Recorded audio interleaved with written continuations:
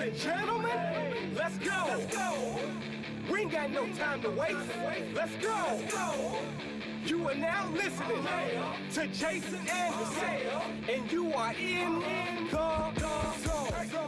The Zone is presented by Guaranteed Foods, delivering all natural food to Midwestern families since 1958. Enjoy healthier food, more free time, free delivery, and better value. Go to GuaranteedFoods.com.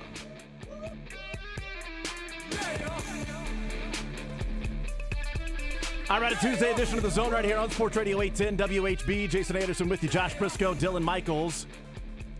We had up until 2 o'clock. The next 4 hours, we've got you a lot of stuff to get into today. Jam-packed show. We will hang out with Matt Derrick today in the 11 o'clock hour, typically on a Friday, 11 o'clock, but not here on Thursday and Friday doing the shows. And so Matt Derrick will join us today at 11 o'clock. We'll hear from the Chiefs today. Steve Spagnuolo, Dave Tobe, Matt Nagy, coordinators Zoom today around noon.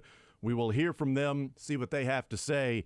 And we'll also talk with Braden Gall coming up about 1:20 or so. We'll talk some college football with Braden Gall, ESPN Radio Athlon Sports, and talk about the weekend that was and looking ahead to the weekend upcoming with Mizzou taking on Arkansas, chance for 10 wins, KU trying to get to 8 wins against Cincinnati, and K-State looking to continue to keep their Big 12 championship repeating efforts alive. So we'll talk with Braden Gall coming up at 1:20 with that. 913-912-4810, the text line to join us. Typically we open up the phone lines the day after a Chiefs game, but today being packed with Matt Derrick joining us at 11 o'clock.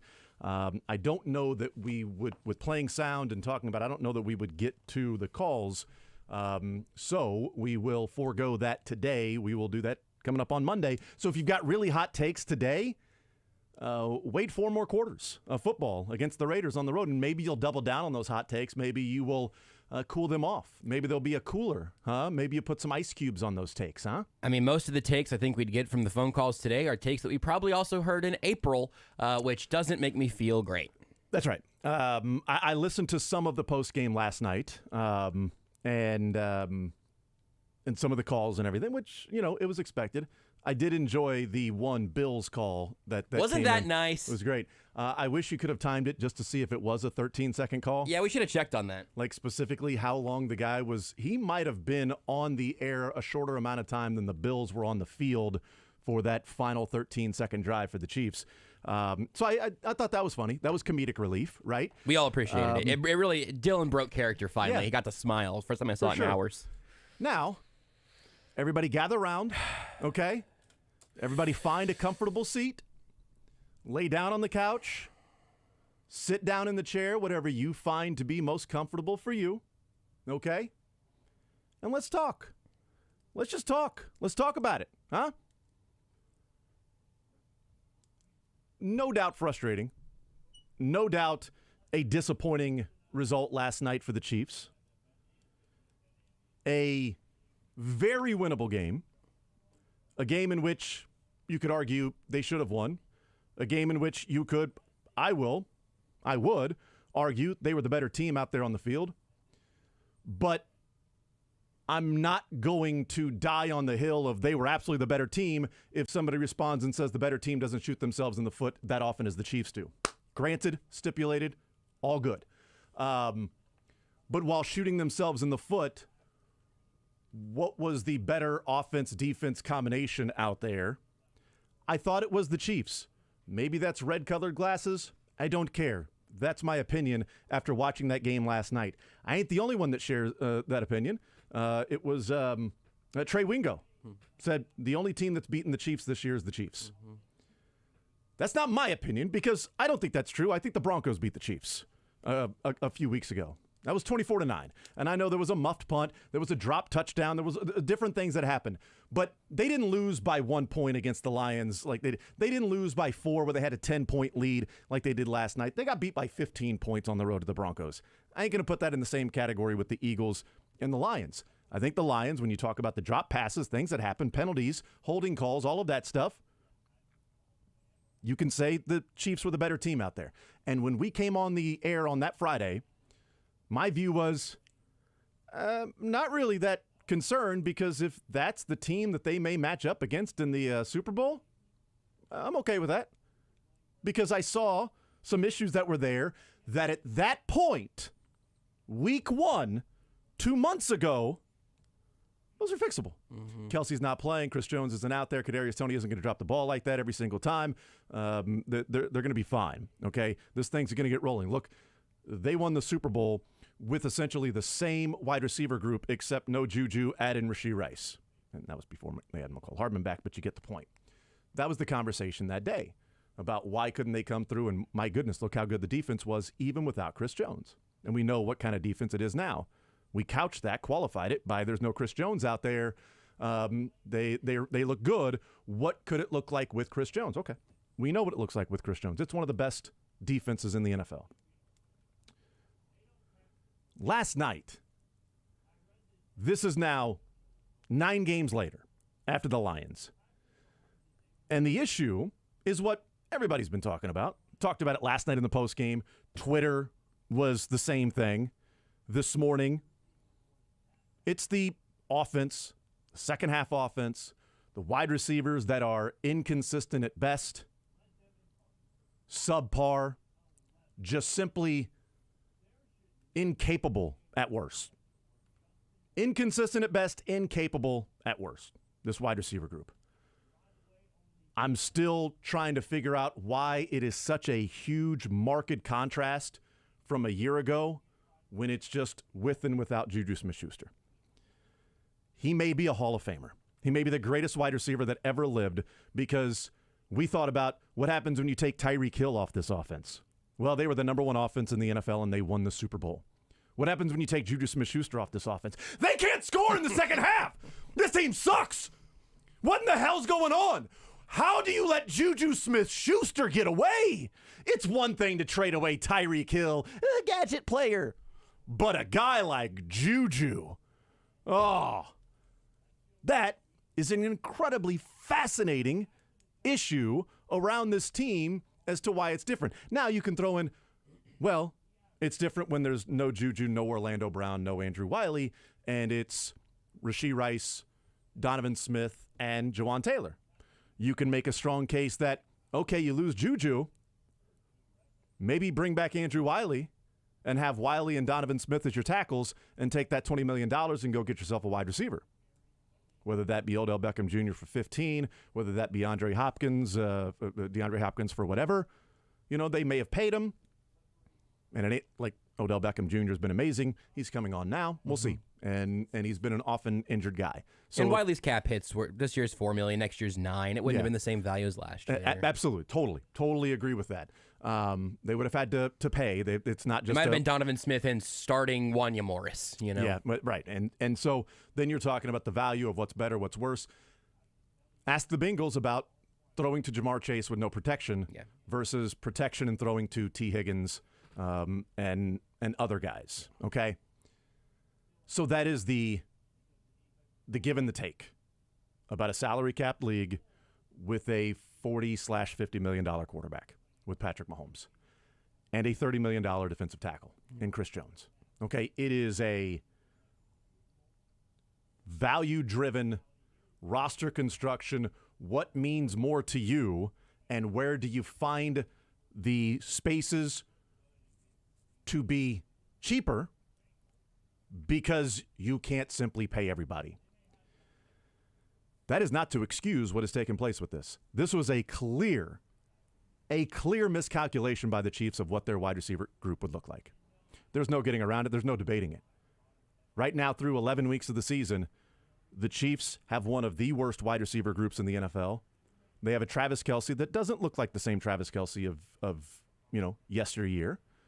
He looks slower, and he's going through a slump right now. The trip to Argentina wasn't a slump buster. That's unfortunate. Last night, he was in his head.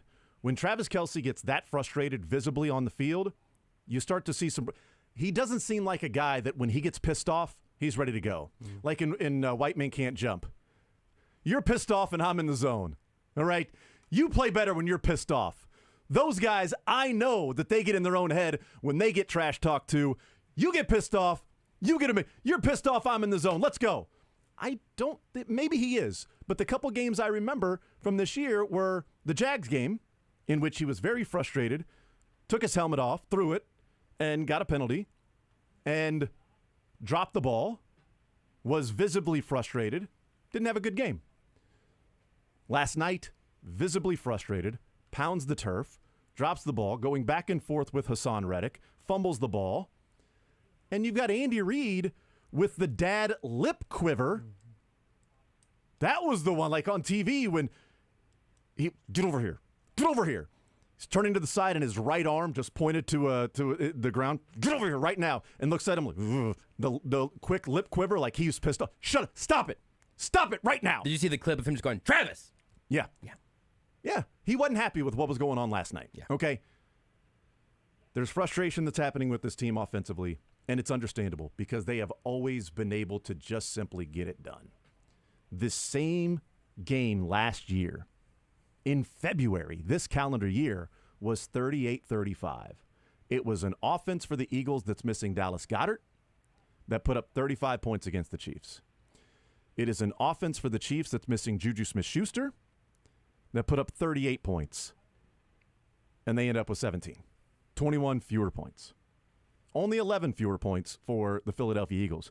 But let me tell you, everybody watching that game knew that was a different-looking offense versus the defense last night from the Eagles' standpoint, offense versus the Chiefs' defense, than it looked like in the Super Bowl. That is very different. And this may come across as pie in the sky and unwarranted glass half full. Don't care. It's just my honest opinion right now. I watched the game last night, and I'm like, went to bed, woke up. That's the best team in the NFL that they just played? That's the best team in the NFL that they just played. Okay. They outgained it by 100 yards, had 7 more first downs than they did, went 8 of 17 on third down as opposed to 3 of 11 on first down. Or on third down, I should say. They averaged almost 5.5 yards per carry, handing the ball off against the number 1 rush defense. That's your best team? Okay. Yeah, if they match up again, the Chiefs could drop passes and throw an interception in the end zone and fumble at the 8-yard line and have 2 turnovers in the red zone. This is not excusing those things. But how often has Mahomes thrown an interception in the end zone? How often has Travis Kelce fumbled at the 8-yard line? We remember a fumble for Travis Kelce when the Chiefs were driving and had control of the game, and it was against the Bengals 2 years ago. They ended up losing that game. They still hosted the AFC Championship game. They end up losing to the Bengals in the AFC Championship game that year. Second half collapse. Hopefully that's not the case this year, but they won't play the Eagles in the AFC Championship game. The drop passes happen. The interception by Patrick Mahomes and the fumble inside the 10-yard line is not something you see typically from Travis Kelce and Patrick Mahomes. Are those things going to be fixed and better? Now, you can say miscommunication one way or another. I think it was just a bad pass on the interception. He needed to lead Justin Watson further to the corner, and he let him up the field, and the safety made a great play. And Justin Watson, after the game last night, said he got the exact look we thought we were going to get on that. Mm-hmm. Exact look. Safety made a play. And Mahomes threw it in a spot where, maybe he, I don't know, maybe he just thought the safety wasn't going to be there. There was going to be an easy pitch and catch, and he didn't have to, lay it in there like he did to Justin Watson later in the game on the 3rd and 9 sideline throw when it had to be perfect and it was beautiful. Maybe that's the case. I don't know. Maybe you lose a little concentration there when you think the guy's wide open. I have no idea what's happening. But it continues to happen with this team. And the question now moving forward is the wide receiver group the fatal flaw on this team? Because we talked a number of weeks ago, Josh, you and I, and it was, can the Chiefs win a Super Bowl with this wide receiver group? Mm-hmm. And my answer was, yes, they can win the Super Bowl with this wide receiver group. They won't win the Super Bowl because of the wide receivers, right? But they can absolutely win a Super Bowl with these wide receivers. Right now, it seems like the term may be in spite of. That might be the brief 100%, evolution. Absolutely. But it's also part of what we talked about a couple of weeks ago of changing the scope in which we view this team. Yep. We view this team as like, oh my God, they're toast because they can't score at the clip we're used to them scoring at. But we're not viewing this team as one of the best defenses in the league, doing what they did against that Eagles team, And unfortunate when we talked about explosive plays yesterday. It's one of the main things we talked about, the Chiefs limiting those explosive plays, that the 2 touchdown drives for the Eagles in the second half, they had 3 explosive plays. 35-yard run by Swift, 20-yard run by Swift, and the Devontae Smith 41-yard catch. It was 96 yards of the 140 yards they gained on those 2 touchdown drives. Outside of those 3, 11 plays, 44 yards. But the Eagles hit you with explosive plays. The Chiefs were eliminating those. They were limiting them and eliminated those. It got them because the offense didn't do enough to take control of the game, to pull away, and to where it was the game script that was playing out perfectly with the Chiefs up 17-7 and getting the ball 2 more times in the second half, up 17-7, and not being able to really take a stranglehold of that game. That's the concern moving forward. Is it fixable? That's the main question, right? Do you think it's fixable? Andy Reid's been saying it's fixable for a long time. Well, he's going to figure it out. He's got to do better. And that I talked about this at some length last night because I understand the difficult spot of all of this. I'm not saying that Andy Reid should have gone to the podium last night and just ripped MVS a new one, because you know who was upset? MVS. Was upset? Justin Watson. I know. Let's hear from MVS in the locker room last night. Go ahead and play the MVS clip from the locker room. There actually is one we could download. It's just the sound of his helmet hitting the sign in the tunnel. MVS from the locker room. I had it. I don't think I cut that, but he got lost in the mist. I know that the players who made mistakes, and we do have a very short... Mahomes threw it too far for me. We have a very short Travis Kelce clip that we can get to as well that is the sound of a human being being deeply frustrated. My name's Marquez, not Marcus. I understand that everyone is frustrated. Yes. But the same message of, like, these are fixable things, we'll get them fixed, we'll clean up the turnovers and penalties. Right. At some point, I just don't really care to hear that anymore. There was a quote in a story in The Ringer after this game, but it was a quote from Mahomes leading up to this game. He said, "I think you see in spurts that we can be the offense we've been in the past. That should come with more and more of our younger receivers getting game experience. The biggest thing is you see how guys respond under the lights. That's what gets you ready for playoffs and Super Bowl games." Yeah, right. Oops. Because under the lights were not good last night, and look, I want to get more granular because you touched on a lot of things there. I think the Juju question's a really interesting one. Is this fixable? Yeah, sure. You know what fixes it? Mahomes not throwing that pick and Travis Kelce not fumbling that football. And those aren't the guys who are the problem. Those are 2 plays that were a part of the problem. Justin Watson and MVS don't need to start having out-of-body experiences for this offense to work. If they would have caught 2 footballs, the Chiefs probably win this game anyway. Just also the same case for Mahomes and Kelce's biggest mistakes. This does not move the Chiefs at all in my NFL power rankings. Maybe I would have had them behind the Eagles, and out of respect, I'd flip it now. Totally but agree. They do not fall a tier in my belief. They are the best team in the AFC in my book. I still believe they will have the number 1 seed in the AFC. And also, not but, and I know exactly how they'll lose in the playoffs if they do not make another Super Bowl. You know exactly what that game is going to look like. You're going to go, wow, the defense did it again, and the offense let them down, and somebody dropped the football, and Justin Watson had 11 targets. Wait, what? That part I wouldn't have predicted. That's something we can come back to with the Juju thing. And I'd love to. It's fixable if guys catch passes that hit them in the hands, and that I know has to be infuriating because for all of the offensive and schematic and creative issues in places where the coaching has been insufficient this year, MVS was wide open deep down the field with a chance to win this football game, and he dropped it. Justin Watson was there to convert 4th and 25, and he dropped it. Patrick Mahomes had a touchdown. Travis Kelce was bringing the ball deep into the red zone. Self-inflicted wounds are not a new way of discussing a Chiefs loss. It's pretty much the only way. I understand where you're coming from with the Broncos game. Even that, if you get a good Chiefs game, it's totally different. Agreed. And these half-decent games are deeply frustrating. We talked about some of the turnovers that took place against the Dolphins. Or maybe it was the Broncos. Either way, we had mentioned that those turnovers happened on first down. Mm-hmm. It was the Broncos game, actually. It was the Broncos because the MVS fumble and then Mahomes late in the first half when he gets sacked from behind and fumbles. Both of those were first down plays. Both the Chiefs' turnovers were on first down. Yep. 1st and 10 from the 14, interception. 1st and 10 from the 14, 6-yard gain down to the 8, fumble. Would have been 2nd and 4 from the Eagles' 8-yard line. You could have picked up a first down without actually scoring a touchdown. You could have had 4 plays. You could have had 7 plays from the 8-yard line to score a touchdown, in theory. Yep. in theory, to go up 24-14 at that point. Those are things that you can't miss on. You know, I want to talk about Brandon Graham was on WIP in Philadelphia, and I thought it was a really interesting. I was flipping around this morning.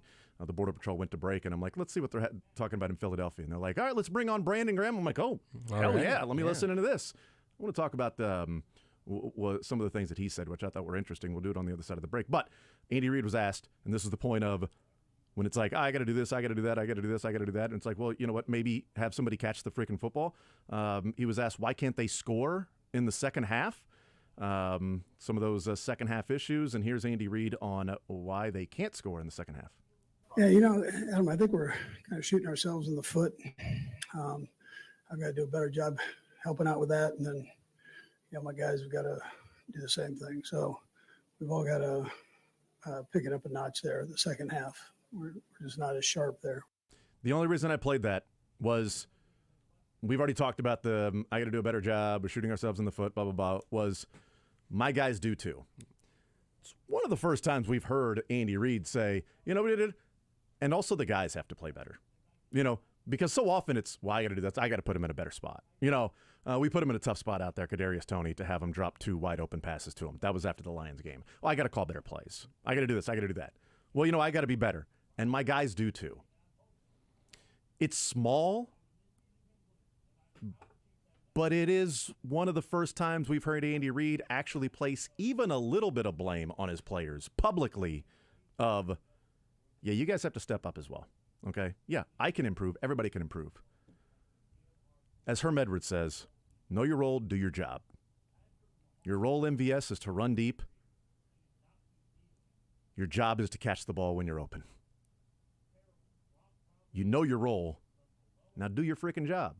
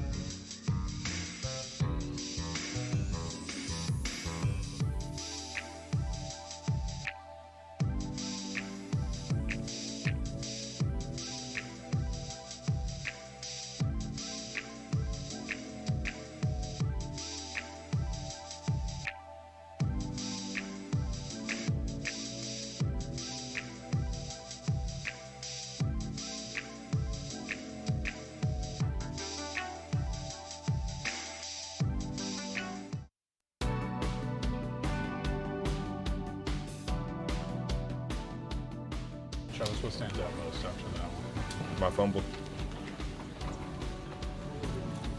How would you diagnose just what's going on with the offense otherwise? I got to be better. Just not playing up to the level that I have in the past. I got to be better.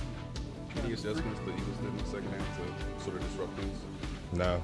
Turnovers and penalties on our half. It's nothing that they did. Travis, It's all us. 3 games, no points in the second half. Are you identifying anything why it's happening? I just mentioned the turnovers in the second half. I just mentioned the flags. It's all fixable. We just got to do it. Travis, does this feel like a particularly emotional game to you when you No. play them? Okay, guys? All right. Have a good one, guys. All right, talk 40 seconds, okay? I kid. I mean, at least he was there. Honestly, at least he was there. At least he sat there and answered questions. You pretty much everything from Travis Kelce that you thought was right there. Yeah. My fumble. I'm mad. Self-inflicted wounds. They did nothing that, it was all us. Was it emotion? No. Penalties. Turnovers. All right, thanks, guys. Pissed off. The question about being emotional, no. Well, I mean, his eyes were pretty watery. All right, I think it was a pretty emotional game for Kelce. That answer to the question was kind of emotional, but that's all. That's what you want. expected. Yeah. This was, I don't get the NFL players. Every game's the same. Every game's the same. That was not the same. Right. That's not an every game's the same. They wanted that game really badly, and the Eagles, the way they were celebrating after that game, they wanted that game really badly as well. And Nick Sirianni even talked about, this one was pretty big for us. That, hey, it's one game and that's the next game. It was most important because it was the next game. But no, this was a big game for us. This was one we wanted. And, and they got it, and they felt great about it. Guess what? The Chiefs really wanted it too. They were emotional. They were amped up and playing some awesome football defensively and special teams-wise. I mean, for the first time in a long time, it's like, you know what? I was happy they had a punt returner back Kind there. of excited to see what the punt returner would do. Like every time. Thank God they traded for that guy from the Jets, man. He looked great. I mean, honestly, a good thing he hurt his thumb. I mean, he hurt his thumb on the catch, and then you saw Dave Toub go to Andy Reid and talk to him, and Andy Reid said, okay. And I think that was Dave Toub because the very next punt return was Kadarius Toney back there. And I think that was Dave Toub saying, Hardman's not returning punts. He hurt his thumb. Okay, it'll be Toney. Just so you're aware, your number one receiver, that you want to limit the punt returns because he's getting so many touches offensively, he's going to have to return some punts. Okay, cool. And at least they got the ball in his hands. Yep. Like, at least that's a way to get the ball in his hands. I'm still not a big fan of having a punt returner back there. But Kadarius Toney seems like the best one on the team because every time he touches it, he puts the fear of God in the other team. I was just about to say, he stresses out the coverage team. You can tell. You can feel it. It's always like it's just on the edge of it breaking as opposed to stressing out the returning team, which is what everyone else has done for the last 2 years. Yeah, stressing out the fans that are watching on the punt return as opposed to Kadarius Toney stresses the opposing defense. Something about the Eagles, I don't know. Maybe it's still the NFC East New York Giant in it. Ooh. But it's the Eagles. I think Giants fans would tell you that playing in the NFC East did nothing to help him. That's probably right. I thought it was interesting that, and I'm just going to sort of paraphrase and hearsay for you guys about Brandon Graham and his interview this morning on WIP. Swamped. A lot of sound to cut up with Andy Reid and everything, so didn't go back and get that sound. Just way too much to do. I'm very busy preparing for this. No, I mean there was a lot. I mean there's a lot going on. There's a lot to break down in the things that happened in that game, but still, Brandon Graham came on and he was obviously very jovial and excited and was laughing and giddy and everything, which you expect. They won that game, but it was almost as a, can you believe we walked out of there with that win? Like he even talked about making the plays. He's like, well, we got lucky. We got away with one. But you know what? Sometimes, he's like, we've been there where the plays weren't made that we had opportunities. And sometimes you make them, sometimes you don't. So, yeah, pretty fortunate that that took place. He even talked about his offsides. That was called a false start on Creed Humphrey. And he laughed about that. And he was like, well, that's instinct is to try to, we always coach, get back as fast as you can. And he was like, I was so mad at myself. He's like, because right before we went out there, I told Sweat, I'm like, hey, Sweat, don't you jump off sides. Don't jump off sides. Watch the ball. Don't jump off sides. And he said, and then I did it. And he goes, I'm just kind of fortunate they called it on them. Yep.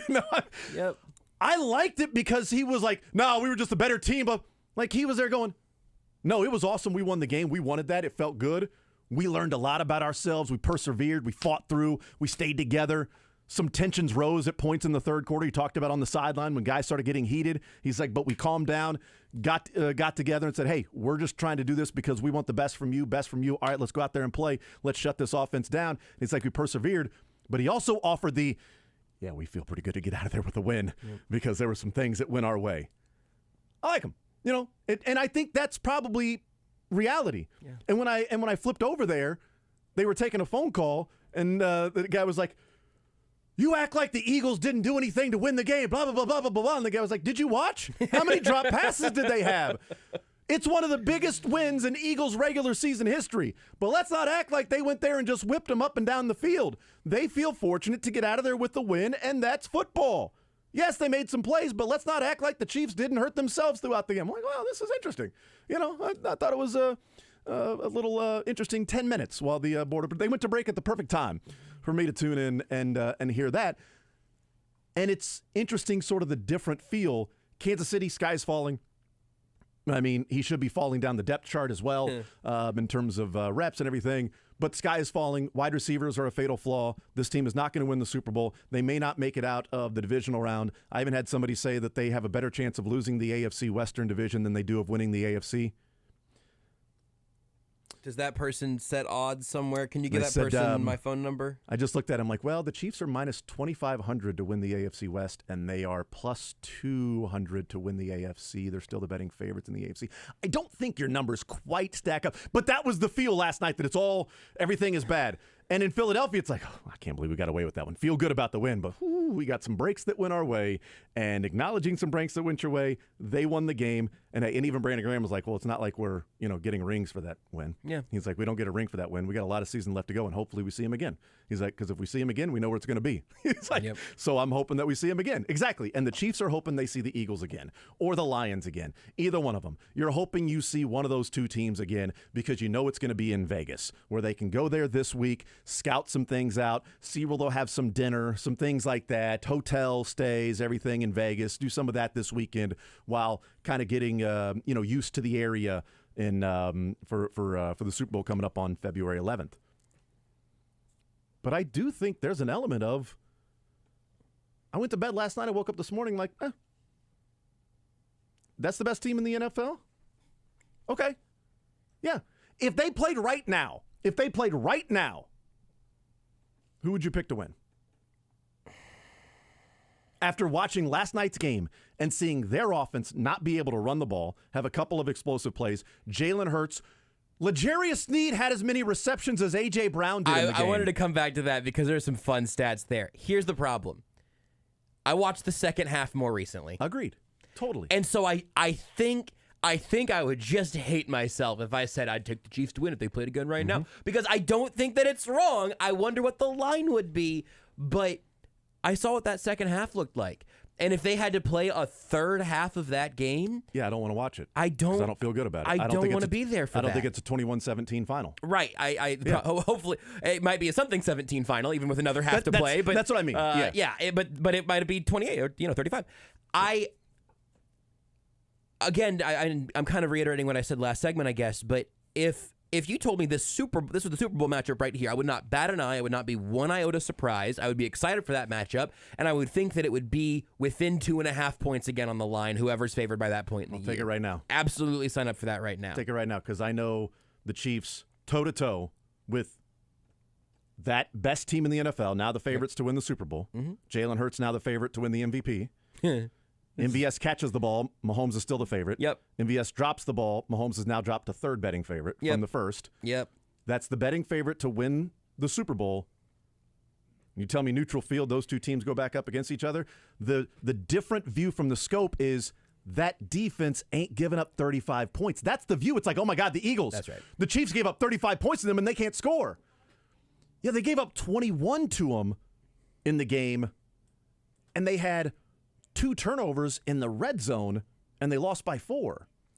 The best unit on the field yesterday was the Chiefs' defense, 100%. and that's inarguable, 100%. I think. 100%.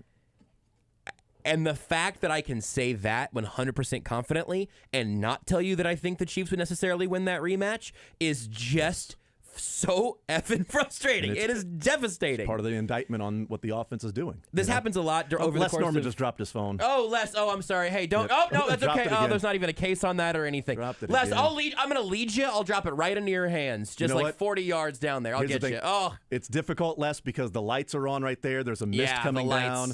You're looking right into the lights, and your phone falls out of your I hope he hands. has Apple Care or something. I wish they had football care last night. Just the way Some that different gloves. The way Stick that 'em. like we're watching the game and tweeting and taking notes, and then the post game show, everything. Sometimes during the post game show, I'll just like glance over at the screen that I've got over the other side, and I'll have the box score just to kind of keep the numbers in front of me and stuff. But I'm not paying attention in real time. So when I saw during the post game show that AJ Brown and Devontae Smith combined for one more target than Justin Watson had by himself, that sent me into one little doom spiral. No problem. But then you just touched on another one that I just noticed during the show here this morning, which, as you put it, A.J. Brown and L'Jarius Sneed had the same number of receptions on passes targeted to A.J. Brown, which is unbelievable. There was another target to A.J. Brown that fell out of Devontae Smith's hand after L'Jarius Sneed knocked it in the air, and McDuffie was about a yard and a half away from catching that, taken into the end zone, and me winning my fantasy football game last night. I lost by 1 point. Oh, God. I told you I'd already lost because I had McDuffie. And he had Kelsey. And I was down by like 8 points. I was down by 8 points. But the 2 sacks, the forced fumble, the tackle for loss, the other tackles in the game, I lost by a point, and it was that final catch by Travis Kelsey that got him over the... Infuriating. Which, by the way, I'm totally fine with it. I'm like, I don't even care. Let's go. But it's annoying when he gets that catch and then they don't score. Right, it's lose-lose They don't win anyway. Yeah. The other part of it is MVS catches the football. Then now McDuffie's back on the field, and I just need a tackle. That's great, too. Well, it's great, It could be win-win. You'll take a win-lose. And now everybody's up to date on my fantasy, so they're great. But there was there was a target from Devontae Smith and L'Jarius Sneed's helmet to A.J. Brown. There were as many targets off of L'Jarius Sneed's helmet to A.J. Brown as there was actual throws. Here's my new stat for this morning. Or receptions, I should say. Julio Jones had twice as many receptions as A.J. Brown did. That's amazing. I mean, they showed you what they thought about the Chiefs' defense. They were throwing down the line of scrimmage. Dude, they were throwing it down the line of scrimmage to electric, youthful gadget player Julio Jones. Carl Malone. With a number in the 80s. What number was he wearing again? I think 80. It is 80, you're right. He was wearing number 80. So weird. He was wearing number 80. So weird. In the second half, and here's where you get into fixable, not fixable, issues that are there, self-inflicted wounds, and trying to add context, if you will, not putting lipstick on a pig at all. Not trying to say everything is fine because we've already talked about the issues that are going on with this team, the crisis mode for the wide receivers that are there, the complete and total miscalculation from the Chiefs in the offseason about their wide receiver group. Those things have already been discussed. We've talked about that.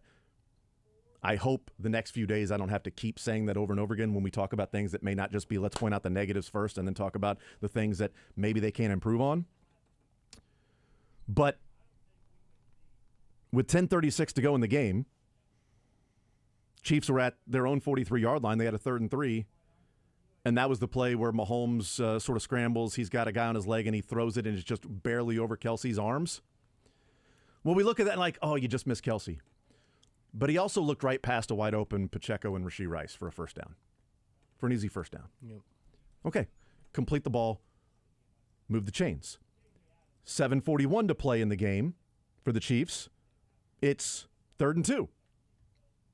Juwan Taylor false start. Mm-hmm. And it was a false start. Mm-hmm. And by the way, Kadarius Toney was in the backfield. And because it was the false start at the same time as the snap, right? And he did go early. I went and slowed it down because we did the whole slow down. Then when Creed was starting to move, Taylor's back foot was already moving before Creed even moved. Yeah. That was both of his false starts, by the way, were legit. Yeah. I went and looked at both of them. Those were legit false starts. He was early on both of them. And Kadarius Toney was out of the backfield, and because the play was snapped and the defense was running with the wide receivers and stuff, Kadarius Toney ran a little out of the backfield sort of drag route. It was wide open, nobody there. It's first down, and Mahomes is looking at him, and then Mahomes just spikes the ball on the ground. It's first down, but instead it's 3rd and 7, and then that was the overthrow to Justin Watson down the sideline. Those back-to-back plays, like they're sitting there at the 40-yard line, and then they're punting. That's 2 different drives. Then you go to the fourth quarter, 13 minutes to play, 1st and 10 at the 14, Kelsey fumbles at the 8-yard line. They're still up 17-14 at that point. The previous 2 drives on 3rd and 3, missing Pacheco and Rashee Rice wide open. Not saying they would catch it, but Pacheco and Kelsey wide open, you're up 17-7. The false start, you're up 17-7. Kelsey fumble, you're up 17-14. Then with 9 minutes to go in the game in the 4th quarter, you're at the Philadelphia 43. It's 3rd and 4. Watson drops the ball. Yep. And by the way, Kelsey was wide open up top. And when Watson dropped the ball, Kelsey turned around and just started doing one of these things, like slamming his hands, right? On his like, I'm right here. You know, it was wide open. But watch the play again. Mahomes had already predetermined, I'm going to Justin Watson. He snapped the ball, looked right at Watson, and threw it. I haven't rewatched it. It was a fine decision. It was a fine decision. Catch drop, the ball. Right? Okay, just want to make sure. Catch the ball. And this is where you get it. Well, he doesn't trust his guys. He clearly trusts Justin Watson. Sure does. Because he threw there instead of staring down Travis Kelce on 3rd and whatever, who was wide open, who would have had a first down. Well, now you're punting from your own 39 or from the 39-yard line of the Eagles into the end zone, and a play later, the Eagles are at the 41. A play later, they're already a yard further than where you were when you got into their territory. They go down and score. Down 21-17, 5:40 to go, 3rd and 8, false start on Creed Humphrey. Could have been 3rd and 3. It wasn't. 3rd and 13, incomplete pass. Punt the football. And we know what happened on their final drive with 2:17 to go, or 2:18 to go, down 21-17 with the drops. Those were the drives in the second half. 3rd and 3, open receivers, you missed them. 3rd and 2, you get a false start when it would have been a first down. 1st and 10 at the 8-yard line, you fumble. 3rd and 4, you get Kelsey wide open up at the top, and he trusts Justin Watson, who alligator arms it and just drops the football, and you're punting. Oh, it was the alligator arm. That's right. Yeah, it's the alligator arm. Yeah. Right over the middle. Yeah. Like, can they score in the second half? Yeah. I mean, they were moving the football. Theoretically. They were moving the football. Yeah. The second half was the Eagles going, bend but don't break because they will make a mistake. Yep. That's got to be the mantra, right? That was the rhyme time in their locker room. Bend but don't break and they will make a mistake. Everybody together, bend but don't break and they will make a mistake. And that was the second half. That's exactly what happened. So is it fixable? I mean, in theory it's fixable. But the Juwan Taylor popped up at the wrong time. As Andy Reid said after the game, don't let it put it in the officials' hands with penalties. You know, some of those ones that you're the issue, fix those. Don't put it in the hands of the officials there. Here's a little thing on just fixing it that I haven't really even thought about to this point, but you itemizing this list once more has reorganized all of this for me. Every individual one of these things is fixable. These are some small, silly, frustrating little issues. It's not because your roster is completely devoid of talent or your quarterback's not the guy or whatever. The problem is there are like 10 dudes making back-breaking mistakes at every, and you need like 8 of them to not keep doing that. And I don't know. Every individual thing is fixable. Every individual player can be better. Every individual mistake could be lessened. But I don't know if it's actually possible for this team to play a clean, complete football game. So how many mistakes can you survive? And it's less than whatever the number was last night. And those specific plays, and we'll take a timeout, those specific plays, Mahomes, Juwan Taylor, Kelsey, Rashee Rice, Justin Watson, Tommy Townsend punting it into the end zone, Creed false start, Kelsey drop, MVS drop, Donovan Smith gets beat on the what ended up being grounding, and Justin Watson drop. Those are the when you say individual guys, every one of those guys had a hand offensively in what happened in the second half in stopping drives. How do you fix everybody together? It's a team game. Took almost the entire offensive team working together to lose that one last night. More zone next.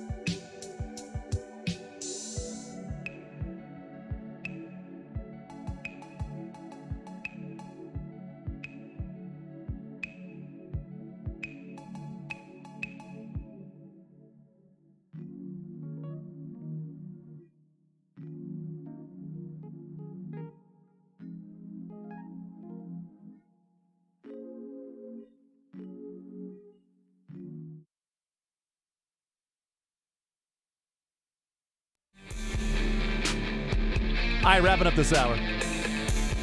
That was only 1 hour? Felt like we just accomplished a lot there in that hour. We talked about a lot. We'll continue doing that with Matt Derrick from Chiefs Digest. Will join us in the 11 o'clock hour, hanging out with us, and then we will hear from the Chiefs coordinators today. Spagnuolo, Nagy, Taube, coming up at noon. We'll see if any players are on the Zoom as well. And then we'll talk with Braden Gall at about 1:20 or so. Talk some college football with Braden Gall from ESPN Radio Athlon Sports. K-State's win over the weekend. Mizzou's win. KU moving forward. Rivalry weekend. Huge games ahead of us. What do they do with Florida State tonight? College football playoff rankings coming out. We shall find out. We'll talk with Braden Gall coming up at 1:20. We will continue talking about the Chiefs' loss last night, 21-17 to the Eagles with Matt Derrick next.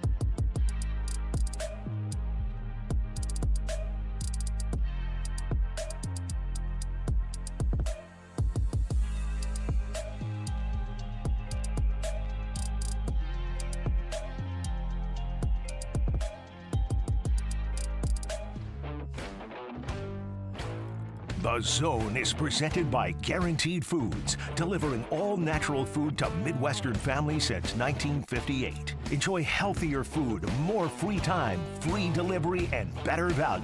Go to GuaranteedFoods.com. All right, we'll continue right here on Sports Radio 810 WHB. Jason Anderson with you. Josh Brisco, Dylan Michaels. Matt Derrick hanging out with us. He's presented by Cap One Lending. The Freedom Loan at Cap One Lending is the exclusive loan that helps you pay your home off in less than half the time and gives you access to your home's equity without having to refinance. Go to CapOneLending.com. We go to Matt Derrick from Chiefs Digest right now here in the Zone in studio. Matt, how are you, sir? I am great on, I don't know exactly how much sleep I got. Maybe you know what? 3 hours-ish. Could be a slap happy hour. So could be a fun one. Yeah. That's Josh. Or was slapping it? himself. Yeah. Jason, stop hitting yourself. Sorry. But you know what? I'm coming in with the steaming hot takes. Yeah. Just for Thanksgiving. There was some steaming hot stuff in the Gravy second all half last over night the hot takes. for the Chiefs, that's for sure. Your reaction to last night's game. Let's just start there, and then we'll hone in on some different things. Your general takeaway with the 21-17 loss. Well, I already shared, post-game reaction. Recap immediate with Josh. Recap your recap. So you had to sleep on it briefly. Exactly. If you want, immediate hot takes from last night, go listen to last night's. I'm sure it's on. Of course, it's on the podcast. podcast. It's on the podcast or look and at everything. Twitter. So go check that out. Or look at Or everybody's Jason, tweets. go to 810WHB.com or the 810 mobile app and click on additional programming where the podcast is. That's where I go. Thank you, Matt. After the show, though.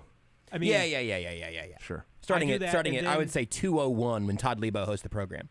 Hell because no. I do I'm that, listening and to him. then of course I go to 41 is the mic with myself and Nick Jacobs. Of course. To get all the post game breakdowns. So this morning you're getting my fresh, hot 3 hours of sleep takes. After 180 minutes of shut-eye. And I mean, I think you can already tell. I've had a little Dr. Pepper this morning that I should not be having. So I'll already get in trouble for the people who are out there listening and know I'm not supposed to have Dr. Pepper.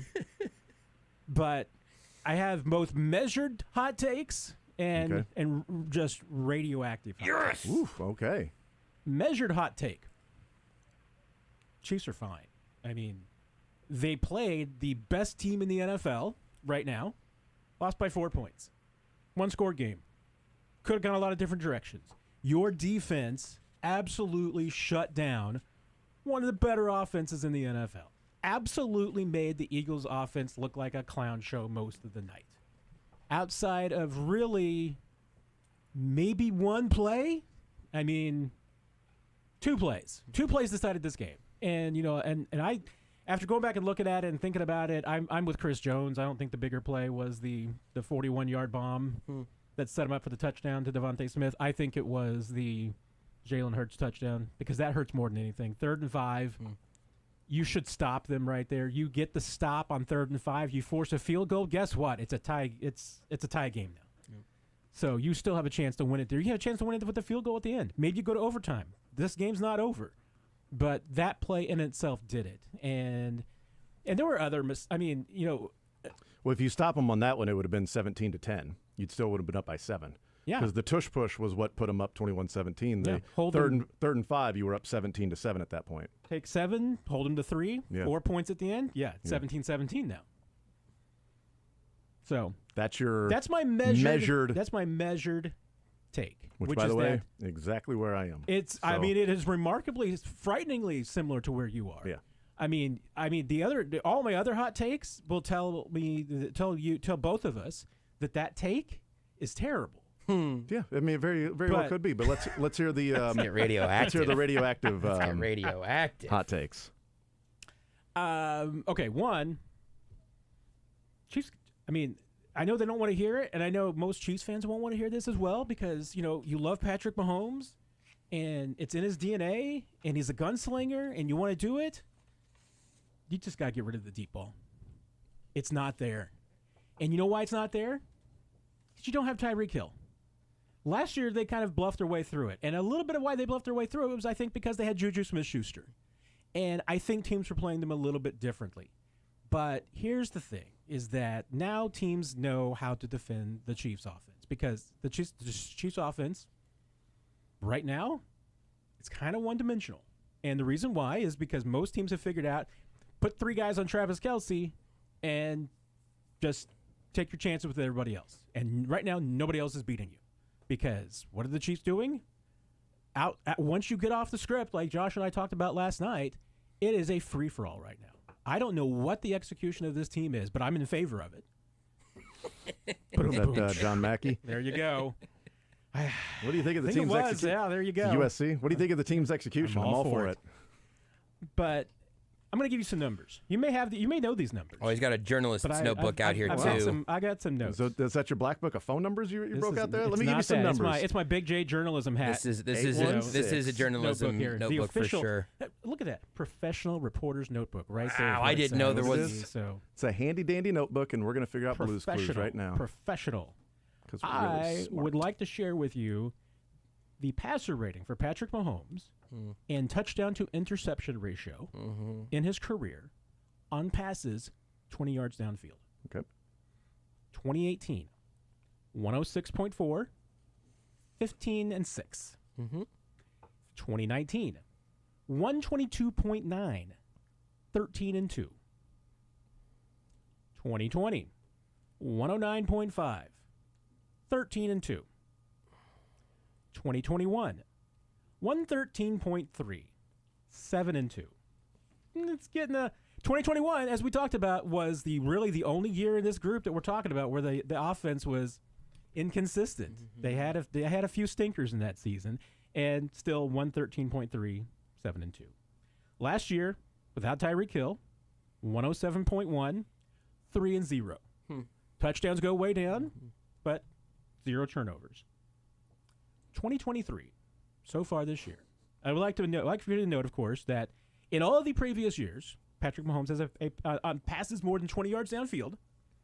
Patrick Mahomes has a passer rating over 100, and in most cases, well over 100. At least 106.4. His lowest was 106.4 in those numbers. And at worst, a 2-to-1 plus turnover or touchdown to interception ratio. 15 and 6 was really about the worst.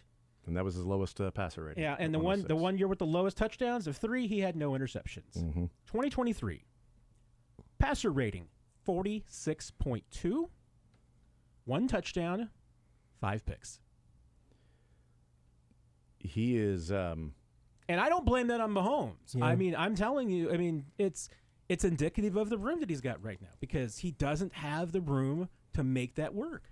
He's 12 of 40 on the season on passes of 20 or more air yards. He's 12 of 40 when the ball travels more than 20 yards on the season. 5 picks. Yeah, and there were 1, 2, 3, 4 of those in the game against the Eagles, and he was 0 for 4. 12 completions and 5 picks. Yeah, that's right, and and 1 touchdown. The deep shot to MVS when he spun around, the miss to Justin Watson, the deep shot to MVS that he dropped it, and then 4th and 25 to Justin Watson. I mean, Patrick Mahomes this season on passes more than 20 yards downfield is wishing he was Zach Wilson. Yeah, I mean, it's so. Is that Juju? Like honestly, I joked about that. I'm like, is Juju a Hall of Famer? Because this wide receiver group put 38 points on the board last year against the Eagles, and they put 17 points on the board. And while they may have been moving the football, they had some issues throughout the game and drop balls and things like that. I mean, should Juju go into the Ring of Honor for the Chiefs right now if he's that big of a difference maker, that's the one thing, or are there other things, underlying factors? I do think that there's other things that are underlying factors. And, I mean, I think it's across the board. I mean, one, the offensive line protection is different. Mahomes and the way that he moves out of the tackle and the way he responds to pressure has been different this year. And part of that is because the tackles are different. You know, he's got different lanes to escape from than he has had in the past. That I think is absolutely a factor. His comfort level in the pocket with his tackle situation this year is different. That doesn't necessarily mean worse. It's just different. But I do think that that's a factor. But yeah, I mean, receivers, absolutely. I mean, it was Juju a complete replacement for Tyreek Hill? No. But you also saw that in the numbers last year. 3 touchdowns, no interceptions. I mean, that was the least explosive of the Chiefs' offense downfield, and they were more judicious with their shots last year, taking it downfield. This year, I mean, once again, last night we saw plenty of examples of Mahomes trying to push it deep. And we talked about my bad baseball analogy, of going up to the plate trying to look for a 5-run homer or an 8-run homer. Mm-hmm. Patrick Mahomes, to me, looks like a quarterback looking for 14-point touchdown passes. And just trying to make something happen. He's not going to be a perfect player game in and game out. And it is asking a lot for him to be perfect and say, well, that guy was open, so you should have immediately saw that. There is this constant battle of you just got to take what the defense gives you. Well, you got to throw it deep to loosen up the defense a little bit. And on 3rd and 3 at their own 40-yard line, their first possession of the second half, up 17-7. 3rd and 3, Rashee Rice runs past the 6, turns around, he's open, and Isaiah Pacheco runs a little out in the flat, and there's nobody around him. And Mahomes looks right past him and is looking downfield. Yep. And then he's got the pressure, and he's sort of moving around, and I think it was Brandon Graham that grabbed him, and he sort of got away, and then he threw it to Kelsey and overthrew him to Kelsey, who was open, and it would have been a tough throw, and it was like, oh, they almost got it. Oh, that's very difficult throw, almost got it. But the first down was there. It was just was there. I know exactly the play you're talking about. Exactly. I mean, maybe Rice drops it. Maybe Isaiah Pacheco drops it. Certainly, we don't know what happens there. But the first down was there. Just an easy take what the defense gives you. That might have been one of those to where a little too greedy.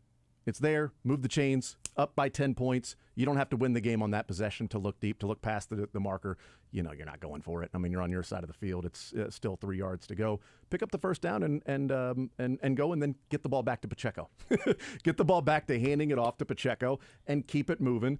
And you know what? Even if you put a field goal on the board there, now you're up 13 points. Now you're up 2 touchdowns that it takes for the Eagles to get back in the game and win it. Now you're a field goal away to making sure they have to have 3 possessions or 2 touchdowns and 2 2-point conversions to come back in the game. Just like something that simple. And that second half, we talked about drive killers in the previous segment. Players that had a role in certain drive killers. Mahomes, Juwan Taylor, Travis Kelce, Rashee Rice, Justin Watson. Tommy Townsend wasn't a drive killer, but he punted the ball from the 39-yard line into the end zone. Justin Watson kind of a drive killer by not downing the ball. Yes. Creed Humphrey, whether it was his fault or not. MVS, Donovan Smith. That's 9 players in the second half that all had a role, whether it was a penalty or it was a drop pass or it was Mahomes missing an easy third down or it was a punt into the end zone when it was, at the 39-yard line, whether it was Andy Reid should have gone for it on 4th and 4 or should have kicked the field goal, or is he now playing and coaching like a coach that says, I have a defensive team and my offense isn't moving the ball all that well, so now you want me to pick up 4 yards, or I can just pin them deep, get a stop, and now I get the ball right back where I am right now 2 minutes later with a fresh set of downs because my defense is shutting this team down. And I would, and right there, I was probably in between because I would not have punted there in that situation for 19 yards. Even despite You're hoping it's 38 yards. Despite my reputation of, SEC old man football. Uh-huh. My punting would have been my last choice there. Honestly, I think I would have kicked the field goal because 39, it would have been a 57-yard field goal. Butker had the range going that direction last night. Would have not have been a problem for him. He's been excellent this year. I let him give a chance. And to me, that's actually trusting your defense more because if you miss that, you're going to leave the ball at the 47 for this Eagles offense, a short field. Up by 3.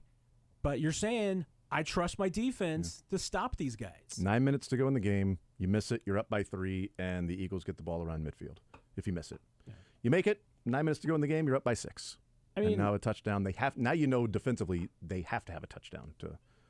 I've seen this question thrown out a little bit right now. It's it's the question of it's late in the fourth quarter. Which would you rather have? Would you rather be up by 3 with your defense on the field or your offense on the field? I'm gonna ask you this one. I asked it that last week to Adam and you, and we weighed in on it.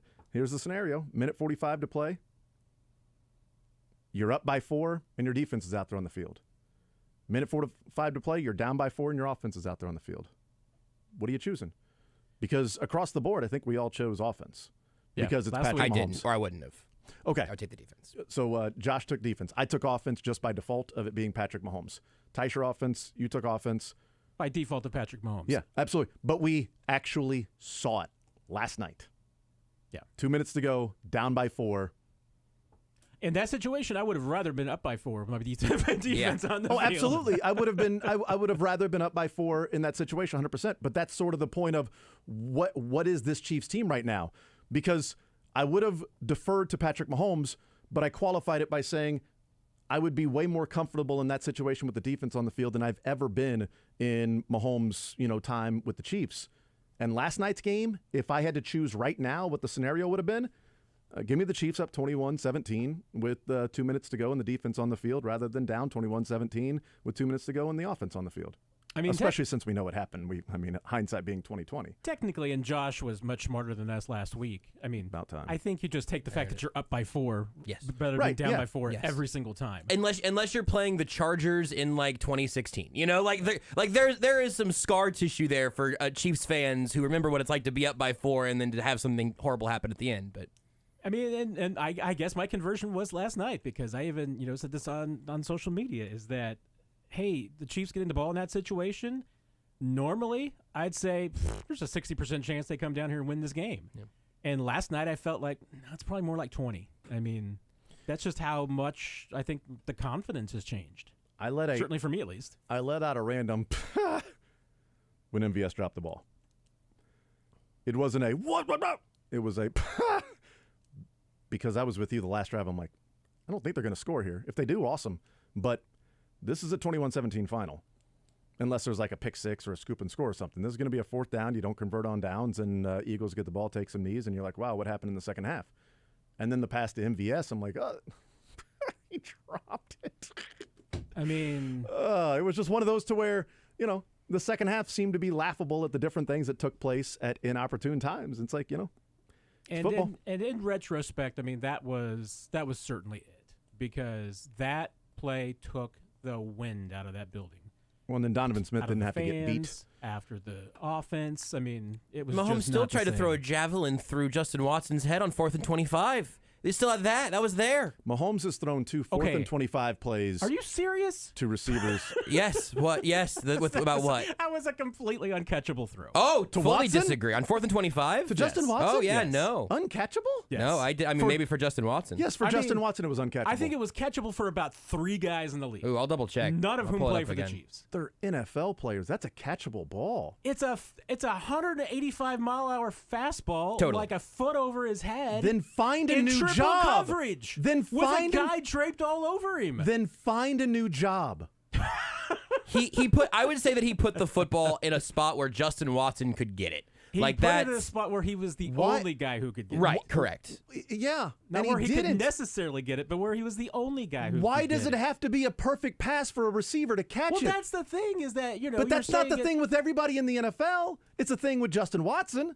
It's a thing with MVS. It wasn't perfect. Even Patrick Mahomes. I could have thrown a little bit shorter. Like, he'll never throw his receivers under the bus, and I don't think it accomplishes anything for him to go, yeah, catch the damn ball. But we all know he's being very, very nice. This is a freeze frame, so I understand it's still a 180-mile-an-hour ball, but like, come on, Yeah. that's a dart. Right, it's just to the right of his helmet. It's a ball. Well, and now that I look at his elevation, It's it also was his- more than a foot over his head. It was Well, like it's because his head. foot's on the It ground. was 30 yards down the field from the line of And scrimmage, and he was he's got a it was defender arm it was a draped on him. 40-yard throw. We from found when the he thing let it that got go. Jason upset about the game last night. It was you saying that pass is uncatchable. That's amazing. No, like it's not. I would though. love to see the next gen stats on it because I think that has Okay. less than 10% chance of completion. So I would say. if he was That'd be tackled my there, guess. if he was tackled there before the ball got there, you would go, that's not pass interference. The ball was uncatchable. You'd call that uncatchable if he was tackled before the ball got there. I'm sorry I brought it up. No, because I'm saying two things here. Uncatchable means that you couldn't even get your hands on him. Uncatchable means that the receiver could not even get in the area. So that's not a factor in uncatchable in that situation. In this case, it was uncatchable in that there's 3 guys in the league who can catch that ball. There's not. Unless There are a lot of guys in the league that can L'Jarius catch that Sneed is ball. on him, and then those guys can't catch it either. There are a lot of guys in the league that can catch that ball. I think you There are a lot of greatly overestimate. I think you would take that throw in that situation 100 times out of 100, now, and you ask your now receiver to look, make a play. Continue. Don't just look at that. Continue through because Watson gets dragged to the ground because the defender was all over him. For sure. Not only defenders are would he there. have to make the catch on a ball 2 feet over his head. Well, if there's one thing we know about the But then he NFL, would have to I've hold never on to seen it I've through never seen a contact. receiver catch the ball while getting hit and then go to the ground and maintain possession. Not in the NFL. I've never I've seen seen that. it plenty of times, I've never but I've seen a seen it- receiver against the back of the end zone or the sideline getting hit while catching it, getting 2 feet down and falling, because it is amazing at the ability to catch the ball with receivers Cortland these Sutton days. does it all the time, but here's the key: is that Russell Wilson can't throw 108 miles an hour anymore. He can only throw it about 45. Then find So- somebody who can catch it that fast. Well, that die is cast. Justin Watson can't. And you didn't, spend a first-round pick on Justin Jefferson. So I don't. Sorry, that pass. Somebody help out your quarterback from time to time. Like make a play. I think you guys are On 4th and 25, catch the ball. Definitely. I mean, Do you think Justin Watson would have said he should have caught it? I'm sure he would say he should have caught it. In his- Doesn't in mean his- he should have though. In his heart of hearts, would he go, "Yeah, I should have caught it," and then behind the scenes, like, "Hell no, I can't catch that freaking ball. Like nobody's catching that ball." But in front of the media, I have to say that I would catch the ball. Like honestly, I think if there's he's an sitting down, 85% chance he would definitely say that. And I think there's even be guys going up to in the locker room and saying, "Hey man, you know what?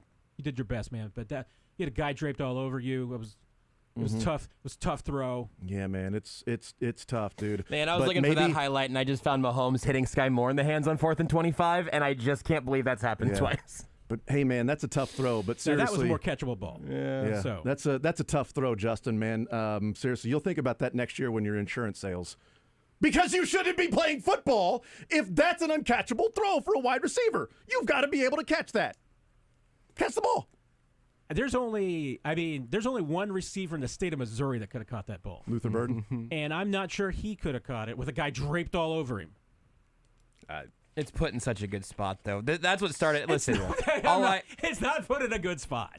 it's put in the only spot it can be there for It was Mahomes. over his I mean, head. yeah, I know, but any lower, and it's a pass Anytime that breakup. you're trying to catch a pass like that, No, it's hard. It's not a in good hard spot. play. And I'm it's- just His hands were not fully extended. my only take that started this whole thing was that was a great throw by It was only Mahomes. like- Like his hands weren't fully. It was like right to the right of his helmet, right? it was up and No, his over, hands but I were mean over his head. he like When somewhere the between ball 8 hit and Also 10 had fingers a hit the guy's football. arm around him, Yeah, for sure. who defended it perfectly. Wow. And there was also two guys getting ready to plow him. There you go. At least we got that out of it. Mark that, please, Dylan. Yeah, and guess what? Earlier in the game on 3rd and 4, there was a guy getting ready to hit him, and he alligator armed it. On And then he the- did the same thing there. He He couldn't get his hands around the football when it was 3rd and 4 because it was coming a little too fast for him. It definitely and there was a wasn't- guy right there. Definitely And wasn't then his worst drop of the day. On 4th and give you 25, he can't get his arms around the ball. He's got 35 yards of the football flying to be able to judge that thing where it's at. Plus, he stopped and waiting for it. I mean, I'm just saying, if your expectation for a receiver is that they catch that ball yeah. every single time, not every I single didn't say time. that. I didn't say every single time. But Well- that's sure as hell a catchable pass in the NFL. our definitions of Does catchable A.J. Brown balls, catch is it? Unless L'Jarius Sneed's on him, yes, he might. No, he in that- might catch it in that same situation. He might, in that same exact situation. but that's not. It's not It's L'Jarius not Sneed. guaranteed. Like It's not I said, L'Jarius. It's the Eagles' defense that's out there. that Does A.J. Brown catch it? Does DeAndre Hopkins catch it? more than likely. CeeDee Lamb catch more it? than likely, no. Is there because to me, is there a 50% chance that DeAndre Hopkins or Justin Jefferson or A.J. Brown catches that? No, You think it's less than 50%? it's less than 50%. Yeah, I guess that Justin Jefferson catch in Buffalo didn't happen. Doesn't mean it can't happen. 50%, 49% means it's going to happen almost half the time. But That's more than half the time. I think it would have been a tough catch. My take is that Yes, it's a tough catch. Mahomes put Most- it in a spot where only Justin Watson got his hands on the football, and I thought that was an excellent javelin of a throw by Mahomes that put Oh, it Justin was a Watson in a javelin. position to make a tough play to maybe make up for some of his previous sins, which he did not. it was a javelin. It was a sharp stick going through his hands at 108 miles an hour. 40 yards Totally. down the field. You've got plenty of. And no, I mean, it was only probably 65. So it was too fast for MVS too. He should have thrown that a little bit. It was softer. too fast for probably 95% of the guys in the league. for MVS. I mean, That's you're talking different. You're the talking about the 51 deep yard, shot. the deep shot. Should he have thrown that a little bit softer? Should have. Is that a catchable ball? It was a catchable ball. but he threw it really fast. That's It why was MVS not as couldn't hard. catch it. It was not as hard as the Watson throw. Oh, I'd love to see the miles per hour on both of those. I mean, the arc would be different either way. I but mean, the speed of that ball going in MVS's hands versus the speed of at Watson's, I'll bet you was 20 miles an hour difference. Yeah, Easy. I bet Watson's never caught a ball from Patrick Mahomes before, a really fast ball.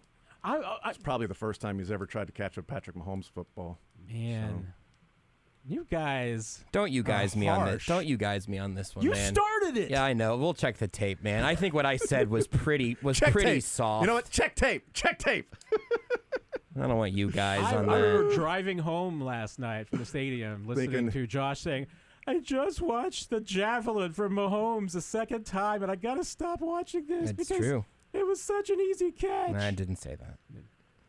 It was he had it. It's a tough He catch. made a perfect throw. It was a great throw. It's uncatchable for the four of us in this room. Well, and clearly and it's uncatchable for Justin Watson. it's not uncatchable for Justin Watson. Marquez Valdez-Scantling. Feels like this has gotten semantic. He just didn't catch it.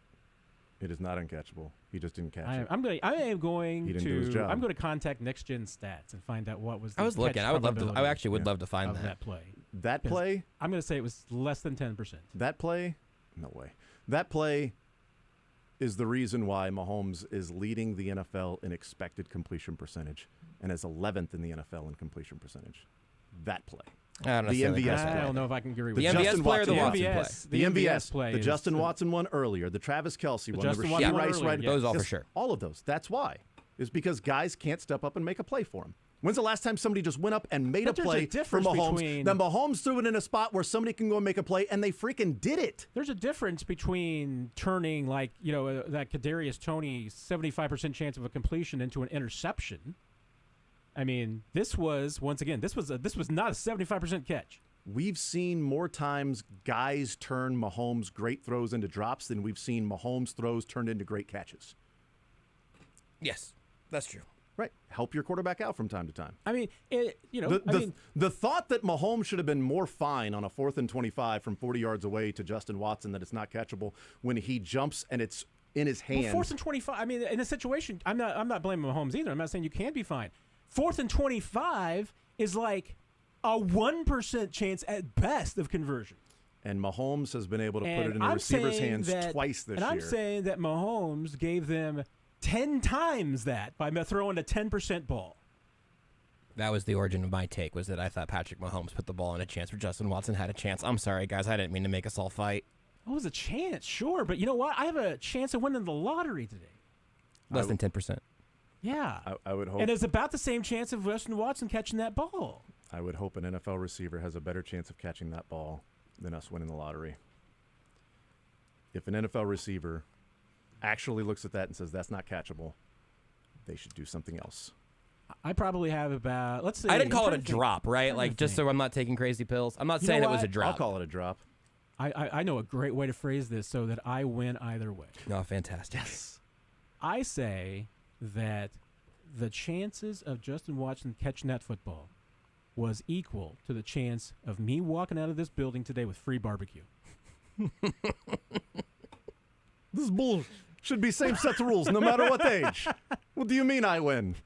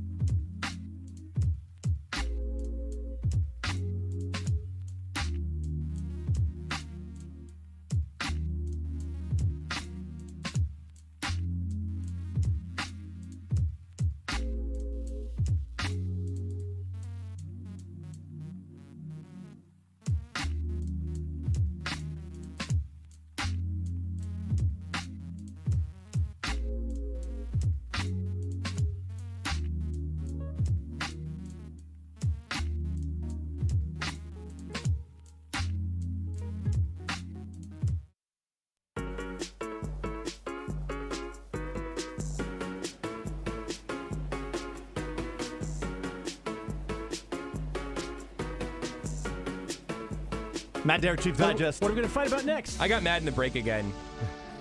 Because I remember I say that we fight about barbecue. I remember that Justin It's Watson said he takes the elevator up to the penthouse because not everybody's access card swipes that high. Go ahead and get up then. Now I am mad. On Twitter, I appreciated this tweet. One, Jason, you're right. No, I'm just joking.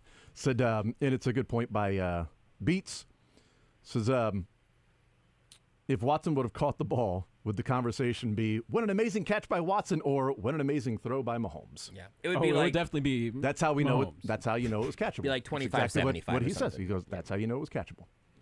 Because we'd be saying, what a great throw Okay, by Mahomes. I will because of our conversation too during I the want to break. move on. I want to move on. I just want to say briefly, Yes, it go ahead. was catchable.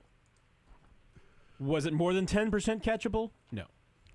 I do want to know the next gen stats because I'm curious from that standpoint. Oh, I'm definitely Yeah. I'm emailing people. I have no problem changing my view on that with more data. The data says there was a negative 5% chance of catching that. Well, I don't think they're wrong. Matt Derrick, presented by Cap One Lending. He's from Chiefs Digest. All right, are the problems fixable, Matt? That's now the Andy Reid will tell you they are. $50,000, $10,000, $100,000, $50 million question moving forward. I had my speaking of hot takes, I had my bold takes for the second half of the season that I made. Yeah. On the site, ChiefsDigest.com. Plug there. Yeah. And I mean, it's already pretty much a complete failure because one of my bold takes was that the Chiefs can average 27 points a game in the second half of the season. And how do they do that? They reduce penalties. They reduce turnovers. They reduce drops by 30%. That they will. Your prediction is that they will do that, not just that's how you do it, but they will do that. That they can do it, and that's how they would do it. I see. That we look back at and we're going to say, you know what? They commit 30% less penalties, 30% fewer turnovers, 30% fewer drops. And I haven't officially seen the drops numbers for last night I think there come was in 6 yet. of them. If it were 6, that would definitely not be a 30% decrease because they had 25 the first 9 games. Well, by your judging, Matt, there was only 1 drop less. Come on. I'm joking. Fight. Just trying to get us out of the quicksand. Just joking. But yeah, although so you know what? That Justin Watson catch will not go down as a drop. I put it down as a drop, so that's 6. So you'll probably say 5. Which is fine. PFF will not put it down as a drop. Yeah, their drops and non-drops are interesting sometimes. The difference between PFF and Pro Football Reference and the amount of drops is interesting. But besides the point, do you think it is fixable? I know what your prediction was, is that these things would be fixed. I mean, it's 10 games in. It's hard to say that it will be fixed, but that's not the question. The question is, are they fixable, or is this just simply the new reality that week in and week out, this is the conversation, and they have to find ways to overcome their own deficiencies in a game? I mean, and I do. This is one thing I really have not changed my mind on since talking to Josh at 12:30 in the morning. To me, this is feeling a lot like 2021, and that was a very inconsistent Chiefs offense. And of all the offenses of the Patrick Mahomes era, that was the one that was the weakest. That was the one that was the most inconsistent. And they had some issues. I mean, that was a season he had some back-to-back stinkers of games, and and they had some issues. They made mistakes. And what did Andy Reid say throughout that season? We're just off a tick. Yeah, just a tick. Just a tick. They still had a double-digit lead in the AFC Championship game. And they would and why did they lose it? I know. Because of the exact So same they got things 3 that plagued points in them the through second the half. season, and they didn't get anything done in the second half. Yeah. And that would be the fear. I mean, is this team good enough to win a Super Bowl? Yes, absolutely.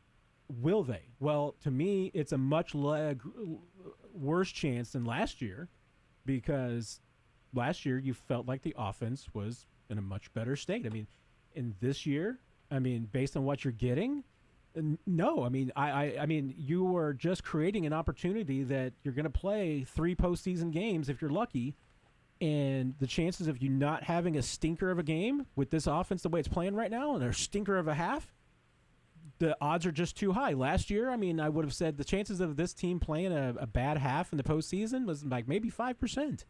And right now, I'd say it's probably more like 25 or 30. And that may be too low because they've turned in some really bad halves this season. So 3 straight halves, second halves, they have not scored. They have one touchdown in the fourth quarter. Unbelievable. In 10 games. Yeah. This isn't a take. This is just a thought. If this was any other team, you would be asking profane questions about the offensive coaching staff. Not a take about this one in particular, but that is... Matt Canada's been fired. And that's where I do circle back to my measured take, which is that we are also grading this offense on a curve, because there are still some offenses in this league that would say, hey, we wish we were the Chiefs of 2023 right now. Oh, absolutely. And we're grading the offense on a curve, but we're not grading the defense appropriately compared to the offense, because we're still, even though we talk about the defense is so dominant, we talk about the defense being dominant while also saying, yeah, but the offense isn't good enough.